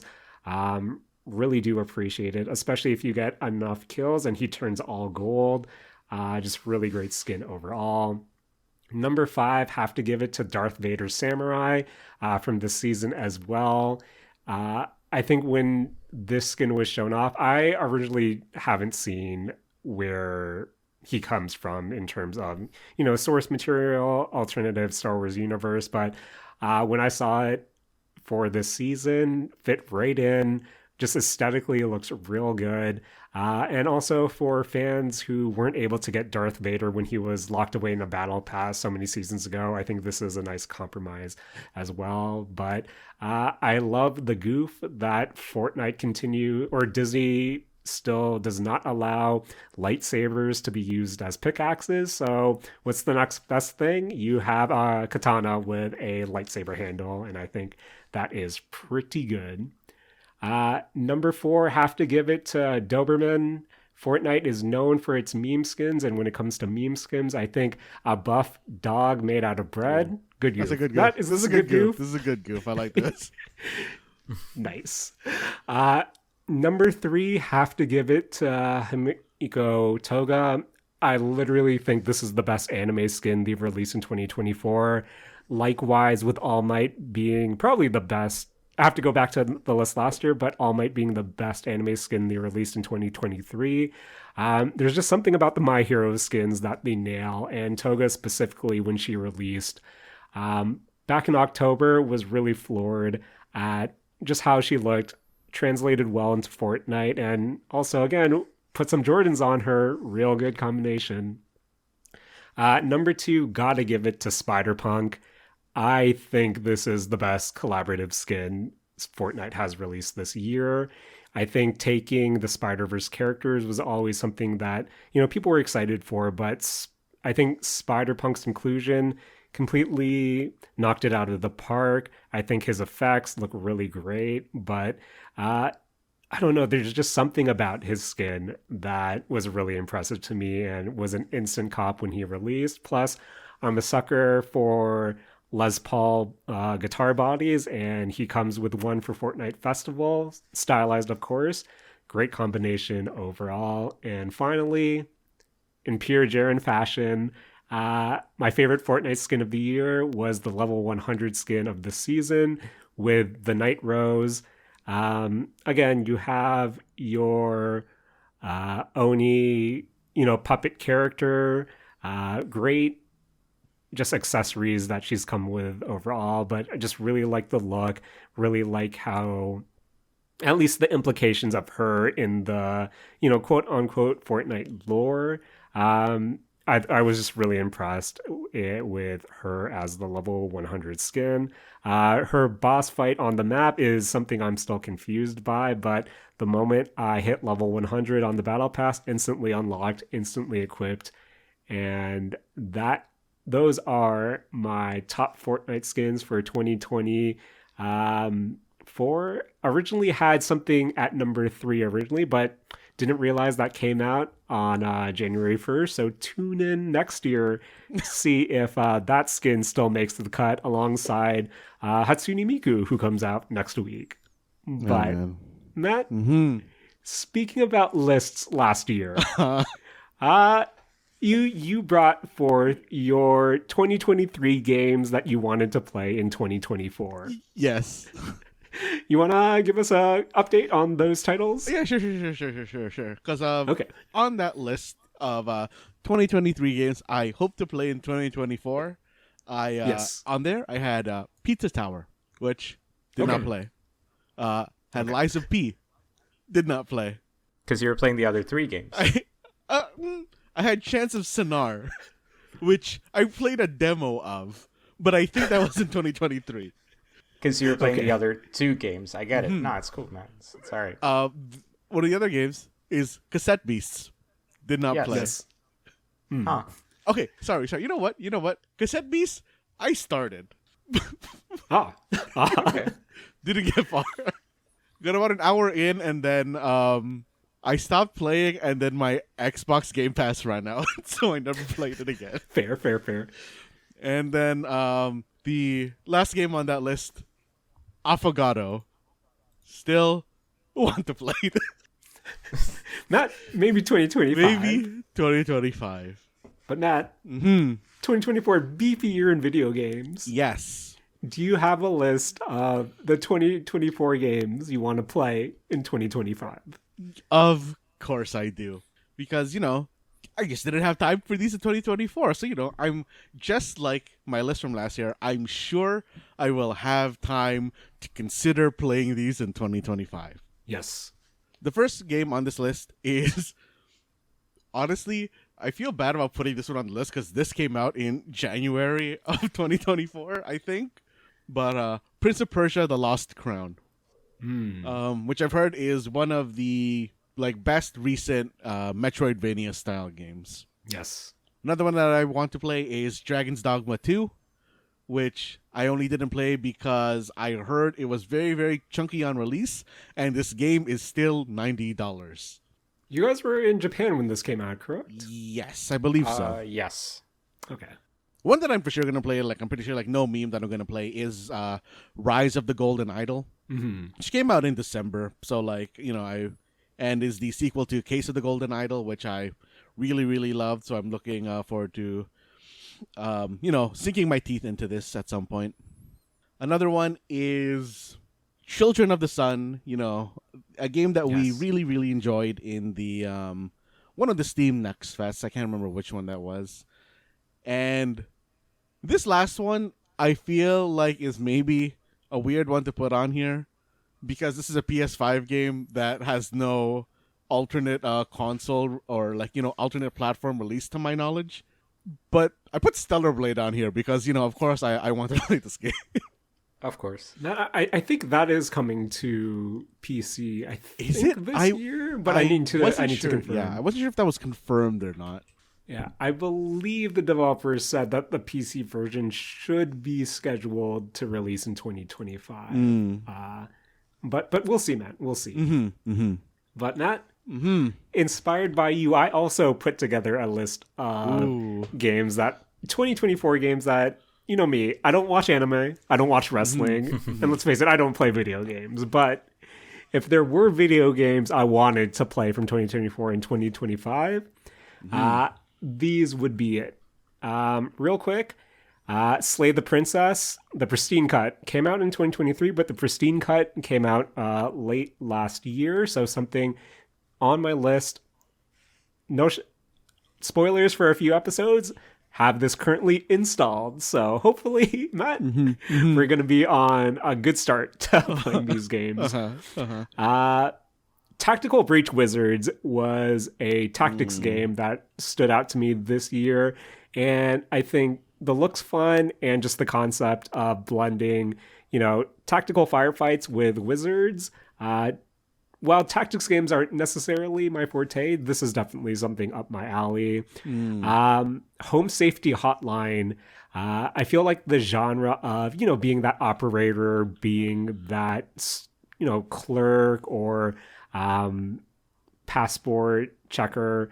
I think that genre, I'm not sure the genre name in particular, has been, ramping up with releases, but Home Safety Hotline was definitely something that I've heard really glowing reviews for this year. So that's definitely something I want to check out this year as well. Matt, same wavelength, Stellar Blade on my list. Shout out to Shift Up. I played a lot of Nikkei this year, so hope Matt. I'm looking forward to the Nikkei Stellar Blade collapse scheduled for this year as well. Number 6, gotta give it to me side. Matt, a lot of VTubers are playing this. Yeah. A lot of VTubers playing this. Now I want to play this. Classic. Number 5, mouthwashing is also something I've heard really good things about. And as someone who was surprised at how many psychological and horror adjacent movies I watched this year, definitely something I want to check out as well. Matt, we talked about this briefly, but if we were both going to play a game solely based on the name, Lorelei and the Laser Eyes. Yes. Great name. Hoping to check it out this year. Also heard a lot of good things.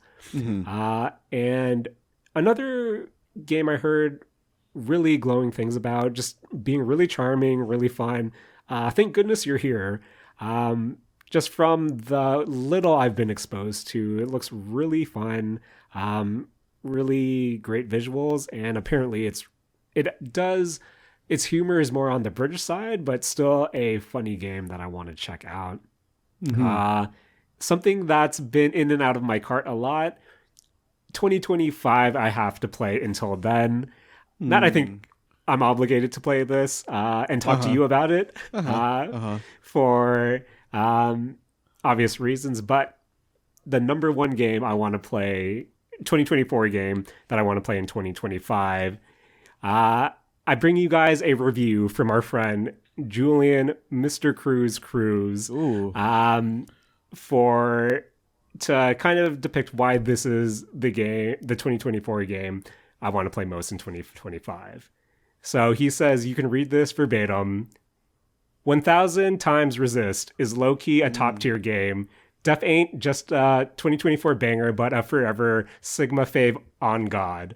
The vibes of memory, home, and who we are stick with you, and Phantom tax those feelings. 10 out of 10, for real. Slide into it if you haven't yet. He also adds a note. If there's a video component, please finish by doing a mewing motion. Thank you, Julian. And do have 1000 Times Resist installed, so hopefully something I talk about in the next few weeks. But those are my 2024 games that I want to check out in 2025. Rakush, what up? Do you have any 2024 games that, kind of slipped past you this year, but you do want to play in the upcoming one? Prince of Persia's like one of the games Matt mentioned it. Just waiting for it to get a little bit cheaper. Baldur's Gate from 2023. If it ever gets cheaper, I would love to play it. I was tempted to check out Dragon's Dogma, but I played the demo a bit.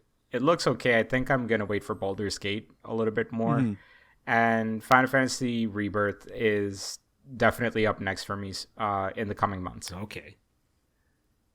And now that we've had the games that we want to play, I think we can finally get to the games that we did play this year. And again, beefy boy year, full of a lot of releases. And I think real quick, I'll start off with my top gaming experiences of 2024. I know we had a lot of discourse this year, especially when it came to the Game Awards regarding DLC and early access. But in terms of my gaming experiences this year, I believe all of these came out in 2024 in some capacity, and I think these are the ones that stuck with me the most. Um, I think coming in at number 9, gotta shout out Content Warning. Uh, Boys, I think I missed the boat on Lethal Company, where I think Content Warning, this was a free game on Steam for a day, I believe, but this is essentially you and a crew of friends going into the depths and trying to record a viral video for views and likes. And this was a game that I played with a few coworkers, for team lunches, after work hours, just something that was really fun. And it was just us going into the depths, recording funny videos. And the fact that once it's all done, you watch the funny video that you recorded, all with the screams that it recorded, all with the yelling, all. It's one of those streamer games that you make the most of it. And I think Content Warning, for someone who didn't play Lethal Company, who didn't experience the hijinks there, was definitely something that stuck with me because it's a game that you play with your friends, and that those experiences are what makes it. But moving on, Little Kitty Big City was another game on Game Pass that I really enjoyed. Nice little adventure. I think what really got to me was just the aesthetic. It takes place in this Japanese suburb, and of course, you're a little kitty in a big city. Just sure, I would have preferred to play as a dog, but playing as the little kitty, meeting all these fun animals, and even trying to solve some light puzzles just was a really fun experience that I was able to wind down to. But in terms of my early access experience of the year, have to shout out Hades 2. Definitely a game that when it did debut on early access, put in 20 hours and had to force myself to put it down just because I know the team will deliver something special once that 1.0 hits. But again, it's more Hades, just a lot more refined, and some of the mechanics that they introduce, while not super, game changing, really does contribute to how you think about the battles in the game, which I really did appreciate. But moving on, Mullet Magic was also a game that really left a strong impression on me. I think this year we did see a lot of those, fast-paced, Hotline Miami, ultra-violent adjacent games. And for me personally, Mullet Magic was the one that stuck out the most, just from a purely aesthetic standpoint, having that, 80s retro anime look while still having a fast-paced gameplay to match it. Pretty good story with a lot of different, your standard, the princess isn't here goofs, but it's still a wild ride, and I do recommend for someone who is looking forward to fast-paced action like that.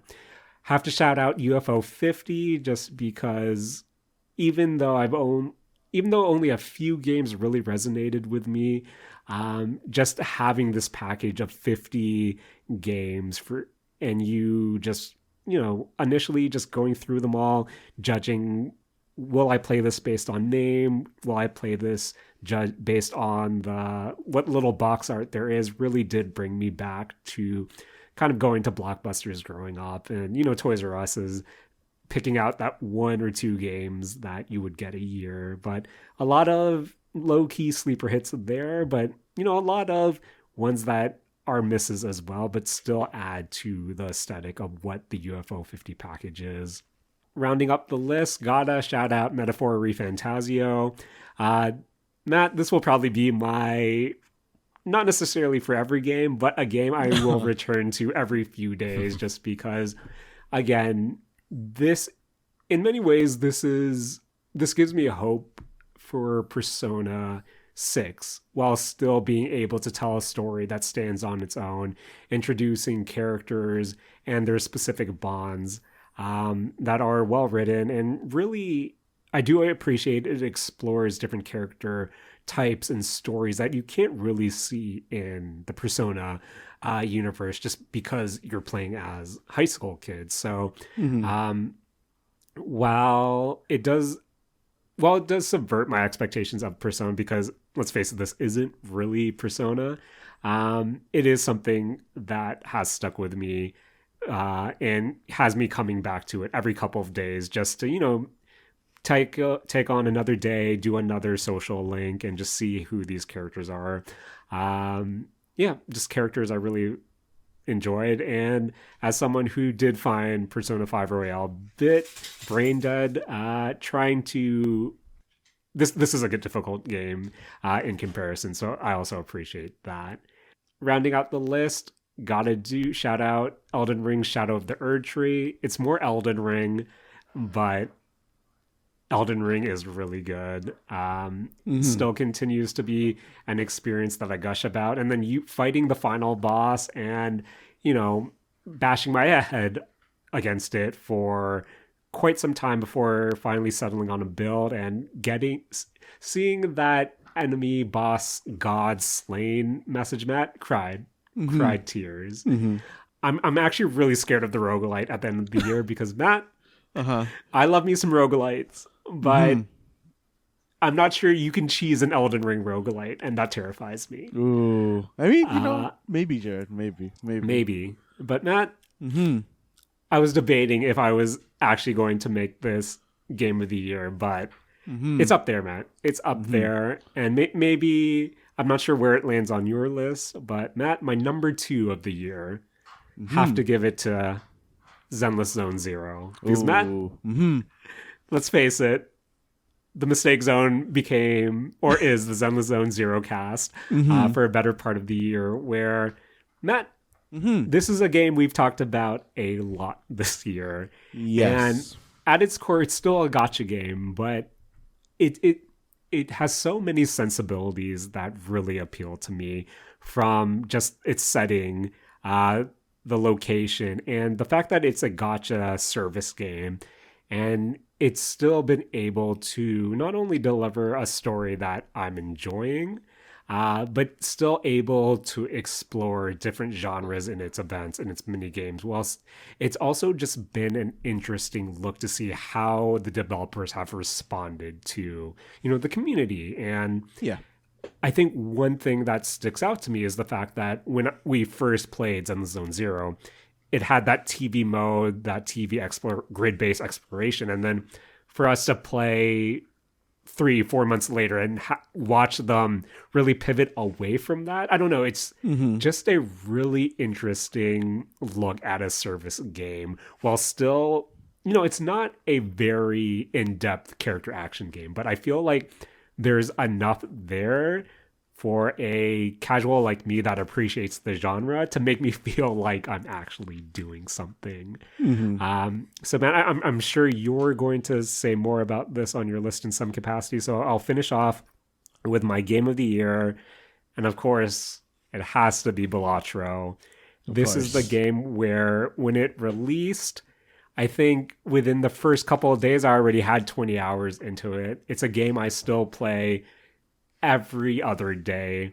I feel like when it comes to specific genres, there's always a game that might not necessarily be the first or, the initiator, but there is the one that kind of defines it upon its release, where, when you think of the Survivor, when you think of the bullet heaven genre, even though it wasn't the first, you think Vampire Survivors. And likewise, when it comes to this, I don't know, not necessarily, let's say, card game roguelite, not necessarily like a Slay the Spire or a Monster Train, but taking a kind of game that we all know, its standardized rules, and applying a roguelike take to it. I feel like Balatro has become the poster child of these type of games, where there's one I'm going to talk about next week, but at its core, instead of saying, oh, it's a X roguelite, it's a, hey, this is X Balatro. And I still feel like Balatro is the king of this genre right now.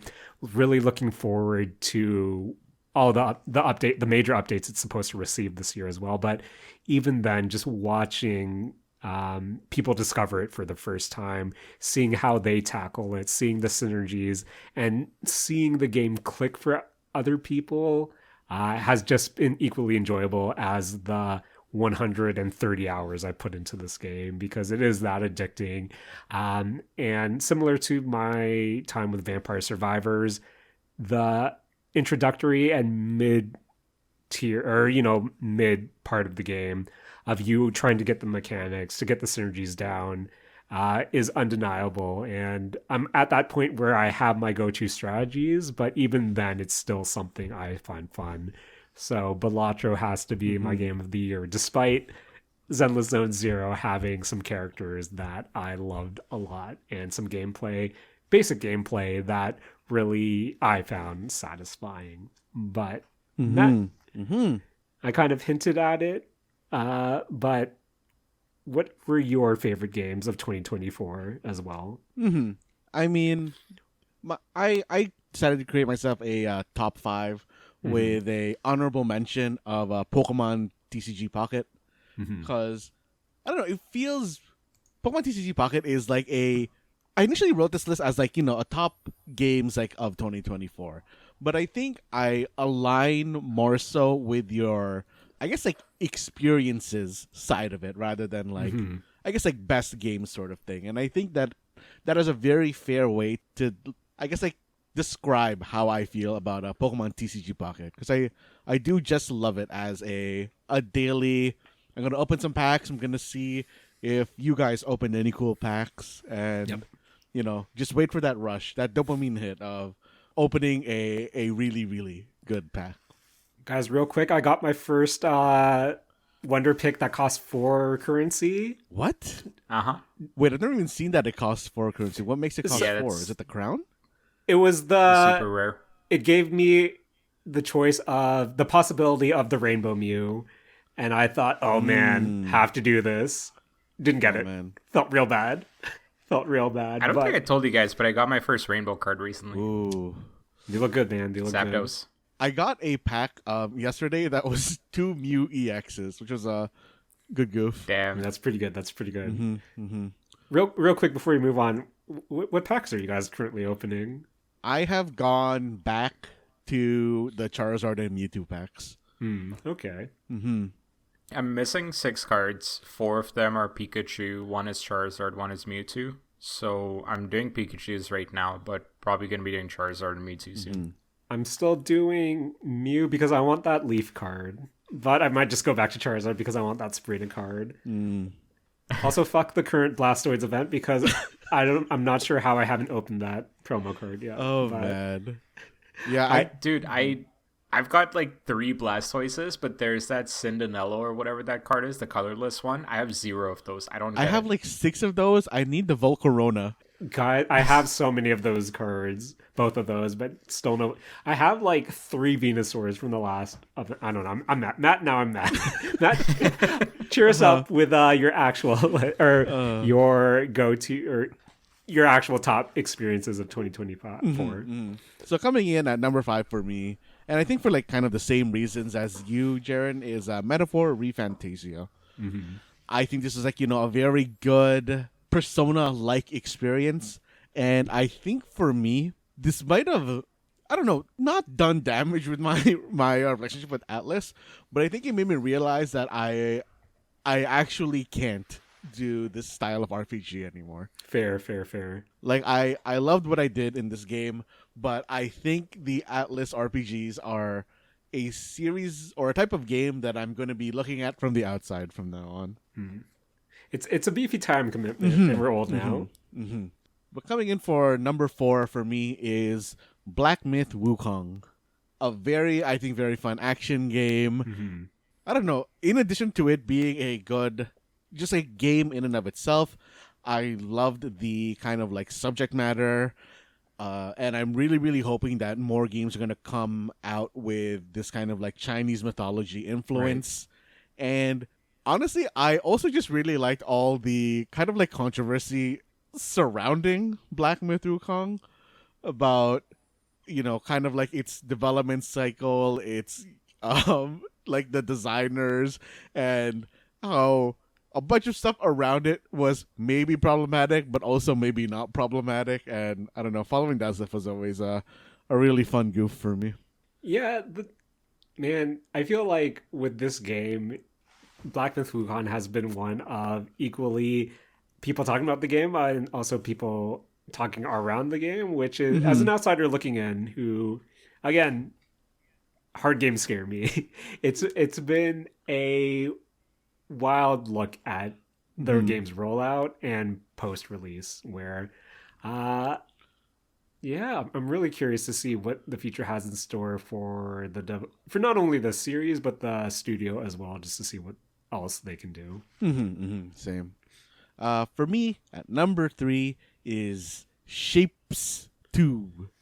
Hey, this game. This is such a good, like, maybe it's just, it's just problematic to say, but whenever I like look at this game, and like a lot of people call this game a very good tism tickler, because like it really hits that like kind of part of your brain that really, really makes you want to hit peak efficiency.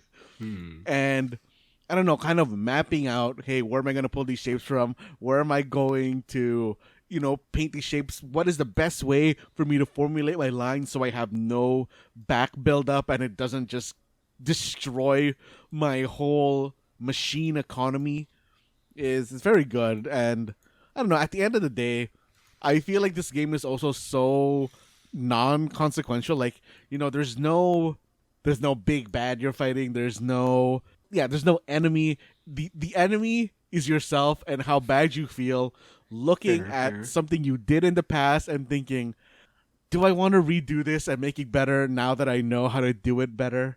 Like, I feel like I probably get the same kind of feeling in this game that you get out of Balatro, Jaren, where it's almost like just like chasing that high score high. Yep.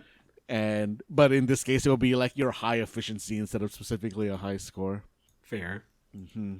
Number 2 for me, which I think spoils my number 1, is Pal World. Hey.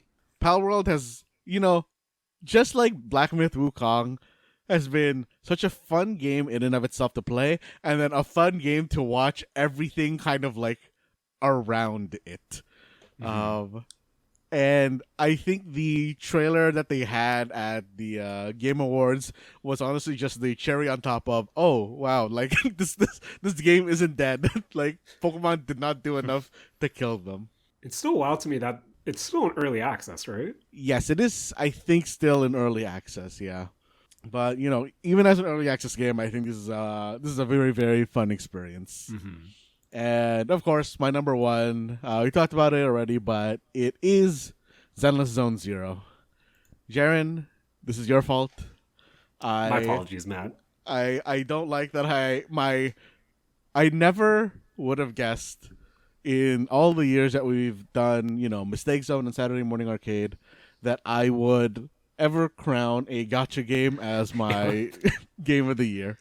I am the problem that is modern video gaming. Yep. And I'm right there with you, Matt. Right there with you. I think I'm totally happy about that right now. Hey, as long as you're happy, bro, that's most important.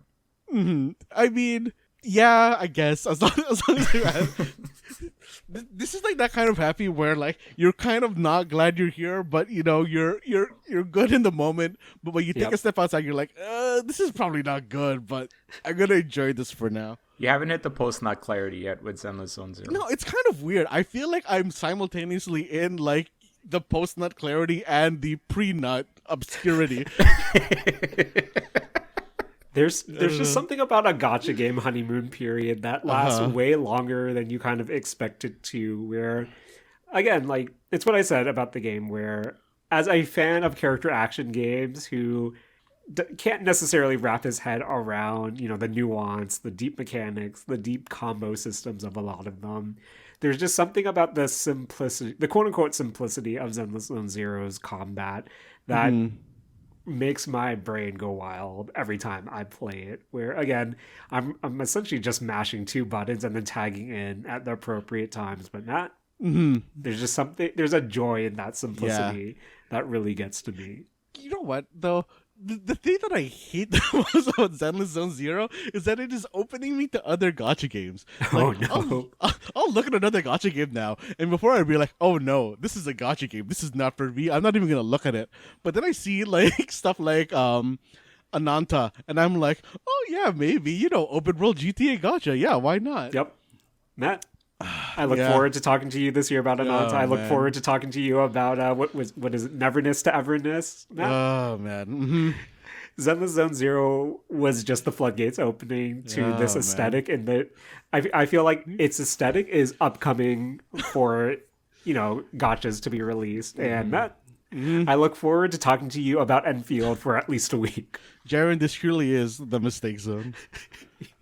And that we are truly living in a Zenless Zone right now. But Matt, real quick, who would be your operator of the year? Ooh, I think for me it has to be Lucy. Lucy has just been my go-to in every team, and I have a severe lack of support characters, so she always has my back. Fair. Matt, if I had to choose one, despite me being a blatant Miyabi fanboy who went all in to C2 her, Matt, always got to shout out the person you went to the ball with. The only reason I'm playing this game, and in theory, the only reason you're playing this game through osmosis is Jane. Gotta shout out Jane Doe. Matt, once her re-release comes around, gotta get her W engine. She deserves that much. Matt, I look forward to talking to you at least a few more times in 2025 about Zenless Zone Zero. Astra right around the corner, and Eve right after that. But here's to many more gotcha mistakes this year. And to close off the gaming corner, Rakush. Yeah. Again, you came, started to become a regular more often towards the end of the year. So we didn't really get to see your gaming experiences kind of early on. But Rakush, what were your top gaming experiences of 2024? Yeah, I can speak to 3 specific gaming experiences, but also shout out to Pokemon TCG as well, as Matt said, because there is... I have been going back to it every day. It has been a really fun experience in a way that I haven't really enjoyed Pokemon in damn near 25 years. So it's fun. Like, I like it. And side note, like, I don't think a decade ago when I was playing One Piece Treasure Cruise, I would have thought gacha games would have been this prevalent on this show. So glad to see it, boomed. Yeah, Game of the Year stuff.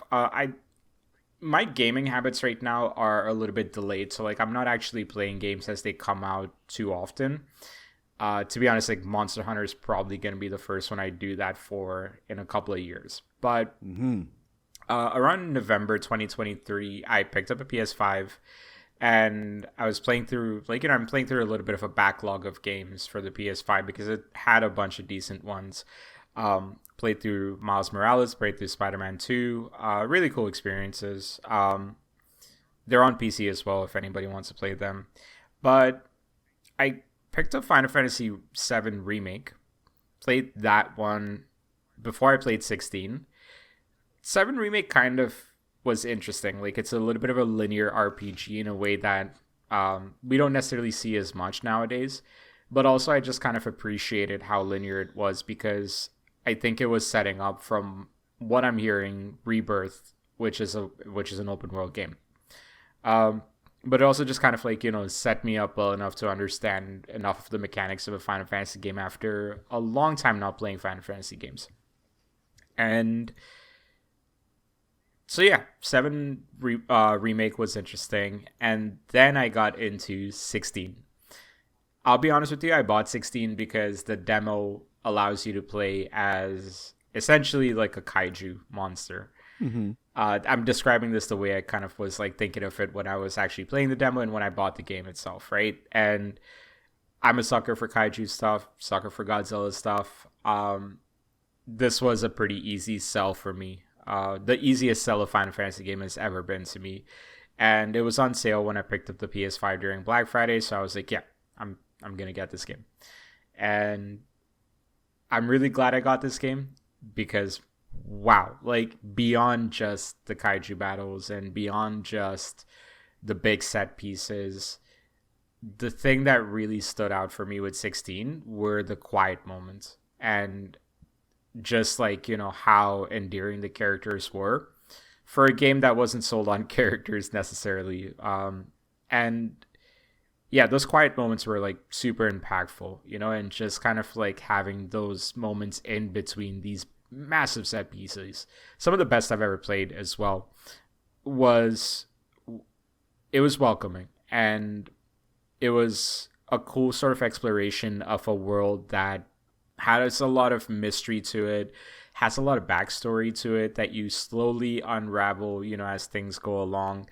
The thematic elements of this are very similar to past Final Fantasy games. Honestly, it's kind of similar to Final Fantasy VII, where like magic is the root of evil in this game and in that game as well. And so, yeah, like, there's a lot of similarities there, but it's just like, yeah, it's a beautiful game. It's a fun game. The combat is amazing.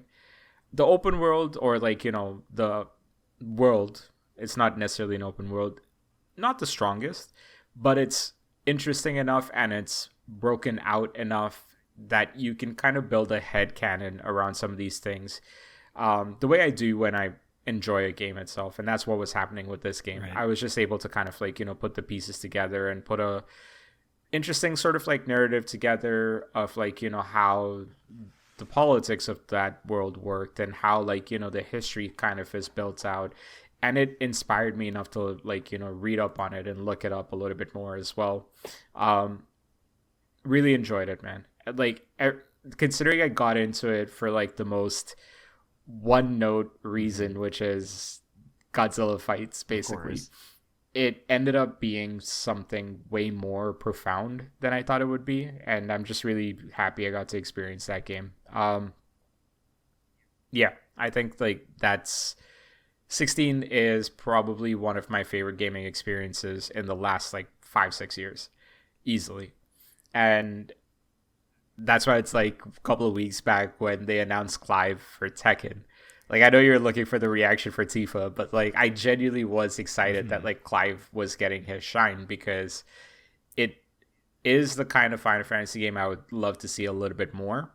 And just kind of seeing like there is still a little bit of it's a niche following, I guess, for this game. Stay alive, stay vocal. I'm happy to see that. The music is also phenomenal. Oh my goodness.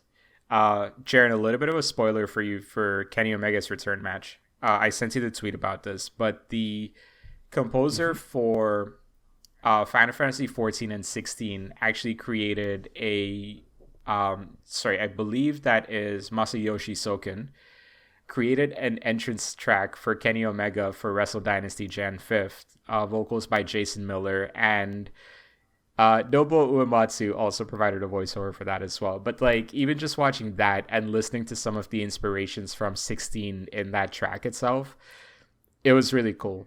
And I wish there were a vinyl available for it, but they haven't released it. I don't know if they ever will either, but yeah. So yeah, top to bottom, like, loved everything about it.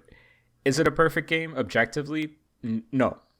There are flaws. There are things it could do a little bit better. It is a little bit repetitive, but for me personally, I was able to look past all of that with absolute ease, and I'm really glad to have had that gaming experience this year.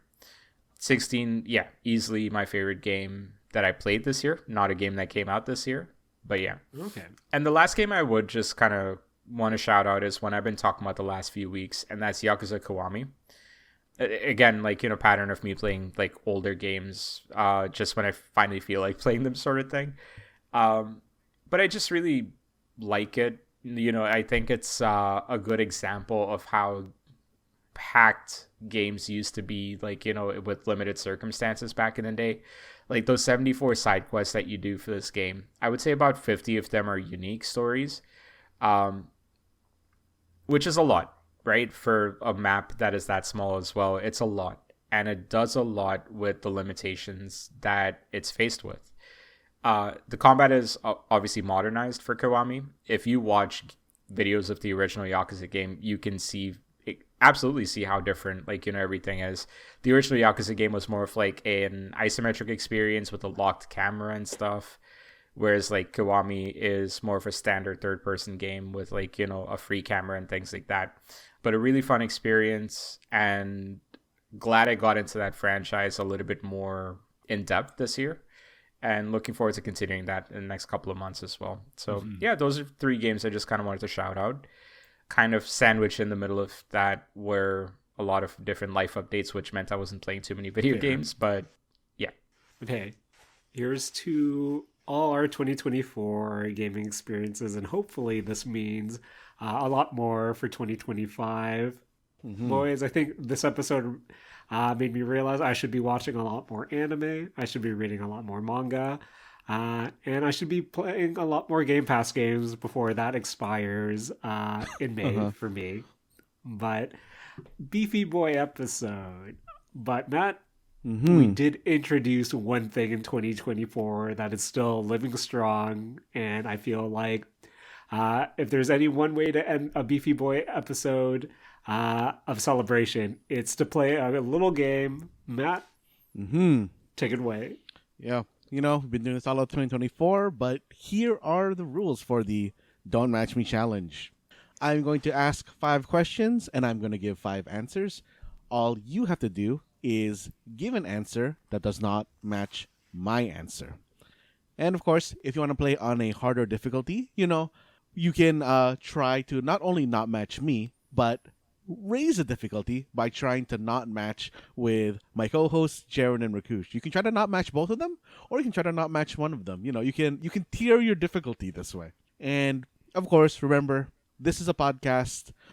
This is a particularly long episode of this podcast, and I'm sure, like you already have while you're listening, you can pause this episode if you need to think of an answer. So, feel free to do that, because for this 2024 wrap-up episode, I decided to look back at the mistake zone over the course of the 2024 and see what games and anime and basically anything that we talked about, multiple times. So this is a very mistake zone-centric Don't Match Me challenge. And starting off, my first question, from a game that I personally talked about a lot on the mistake zone, is name any pal from Pal World. Ooh. Oh god. Okay, I gotta look this up. Okay. So you just gotta name any of the pals from, not Pokemon. All right. So name that pal in 3, 2, 1. I'm going with one of my personal favorites, Gale Claw. Oof. Interesting. Matt, I went with the one pal that I'll forever associate with Pal World.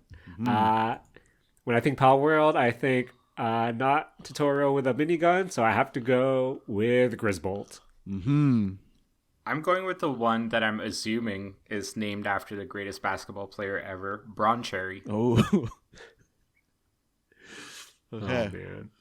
Going on to question 2. Name any Joker from Balatro. So, name that Joker in 3, 2, 1. I'm going with Baron. Ooh. Matt, when I think about cheat code jokers, I gotta go with my man, Stuntman. I don't know if I'm looking at the right list, but there's one called the Lusty Joker. Yeah, that sounds right. Yeah, I'm gonna go with that one. That sounds weird. Okay. Now Lusty is, yeah. So question 3 is, name any agent from Zenless Zone Zero. of course, got to represent my my really really Yep. bad game of the year. Here. Not, Mhm. I think it's a great game of the year. Oh man. So, name that agent in 3, 2, 1. I'm going with an agent I wish I pulled. Lighter. Ooh. Not. Mm-hmm. I also wish I pulled lighter, but Mm-hmm. said it before. Gotta always represent the one you went to the dance with. I named Jane Doe. Ooh. All right. I'm gonna go with the one that sounds the most like a character I would know, Billy Kid, I like Billy. based on Billy the Kid. I like Billy. Billy's a good character. Mm-hmm. I like him as a character. I don't like playing Billy. When I see people like since Billy is like in an A tier character, when I see people clearing content, I can't clear with S tier characters. With Billy, it makes me feel bad. Not. I said it before. I love the simplicity of Zen Zero. I'm bad at the game. I'm actually bad Yeah, at the that game. game gets like weirdly deep. But going to question 4 is decided to visit the anime corner for this one, which is name any spirit or alien from Don to Don season 1. Damn, we talked a lot about Don to Don. Ah, I'm sweating here, boys. I'm sweating here. So name that spirit or alien in 3, 2, 1. I'm going with Mr. Mantis Shrimp. Okay. Mm-hmm. That was gonna be one of the ones I was thinking. Of course, I went with the only one I could name off the top of my head. I went with Acrobatic Silky. Ooh. I actually thought you were gonna go with that one, which is why I didn't. Know me too well, Rakush. I'm gonna go with Serpo, voiced by Roro Zoro. Oh man. And going on to question 5, the most restrictive question. So, name any immersive rare card from the Pokemon trading card game Pocket game. Ooh, okay. Any immersive make rare. sure. To my knowledge, at current point, there are 4 of them. So, Yes. mm-hmm. So if we all pick a different one, including the audience, That's the only way. there's only one combination. It's the only way the audience can win if they're on the hardest difficulty. Are there Okay. four? Are there 4 or are there 5? Why is this listing 5? Okay. Oh, wait. Is there 5? I thought there was only 4. Yes, there might be 5. There might be 5. 1 second. Ooh. I think I know which one you're talking about. Yes. Okay, it is 5. Oh, okay. Well, I think I know the 5 now that I'm thinking about it. Because, Yeah. yeah, okay. All right. So, I'm scared, boy. I'm scared. name that card in 3, 2, 1. I'm going with the only non-EX immersive rare, Mew. Okay. Okay. So I went with the only immersive rare I owned. The one card I settled after re-rolling for what seemed like days. Have to go with Mewtwo X. Wait. Oh, yeah. That's an immersive card. Yes. Okay. I'm going with the one that I have, Celebi EX. Ooh. Oh, man. I thought you didn't have any Celebes. I finally drew it. I was really happy I drew that. Yo, congrats, man. Congrats. Welcome to the Thank club. you. Welcome to the club. Thank you. Yeah. Now I have like 3 Celebes. Now I'm the problem. No, you're the problem. I can't play the Celebi deck well. And by that, I mean I know how to play it, but I've rolled so bad on Celebes whenever I'm trying to play. Oh, man. Yeah. I have one match where I had Celebi at 6, Okay. and every single time I attacked, well, I guess it was like 4 and then 5 and then 6 because I didn't have my superior out. Yeah. But I only rolled 1 heads in 3 consecutive attacks, and That's I was insane. tilted. There's a clip of some guy that was facing a Celebi that had like 16 or 18 coin flips. Mm-hmm. Needed 4 to kill him, and the Celebi didn't get the 4. Oof. That's insane. Oh, Like, man. if that happened, I'd be like, I'm done with this game for a bit. Say. Now that we're on the topic, which is the best for you guys? Which is the best immersive rare card? In terms of design or like in terms of gameplay? Yeah, in terms of design. I kind of like the Charizard one. Yeah. For me, it's Charizard or it's Pikachu. For me, I think it's Mew. I like Mew's the best after looking at all of them. I think they're all friends. They're all Yeah, friends in this card. yeah. I think the Charizard one, I just kind of like the art style and like the range of Pokemon that you see in it. Yeah. Yeah. As someone who owns Mewtwo, I don't actually like the Mewtwo one.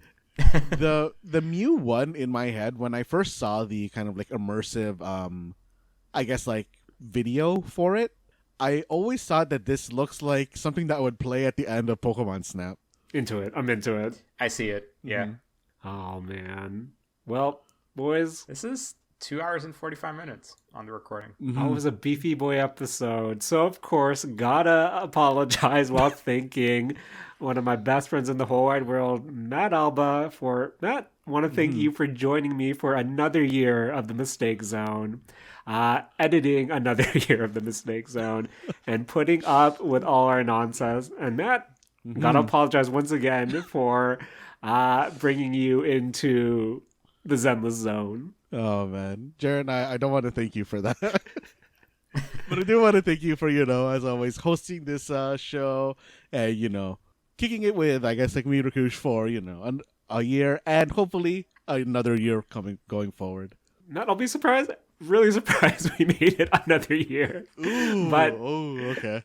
Uh-oh. no, I don't know why, but it's good to be chatting with you on a weekly basis like this. But gotta shout out our friend Rakush for joining us more regularly here in 2024 and looking forward to another solid 2025. Yeah, thanks for having me on. It's fun and it's getting me back into actually getting motivated to play video games, hearing you guys talk about them. Not Zenless Zone Zero. I think, I don't know. think I'll be getting into that one. That was Matt Alba's Game of the Year 2024. Yo, Rakush. That was also Jaren Wade's Game of the Year 2024. I mean, That was number 2, but okay. I'm just saying. Oh, yeah. Rakush, Zenless Zone Zero has revamped its gameplay in patch 1.4. That can be like your 2025 arc, Matt, is trying to convince me to play Zenless Zone Zero. Sorry, Rakush, we'll be too busy talking about Astra in Eve to convince you to play. I think it would be easier to bring Mark and Julian back to the show and convince one of them to play it. Who knows? Maybe we'll get more friends to join us real quick in 2025. But until then, want to thank you boys once again for joining me and sharing all our many mistakes in 2024. Here's to another year of sharing even more. But until then, Matt, normally I'll thank a lot more people or in a lot more things, but already a Beefy Boy episode. So please take it away. This has been the Mistake Zone, and we're all out of 2024. Hey, we are.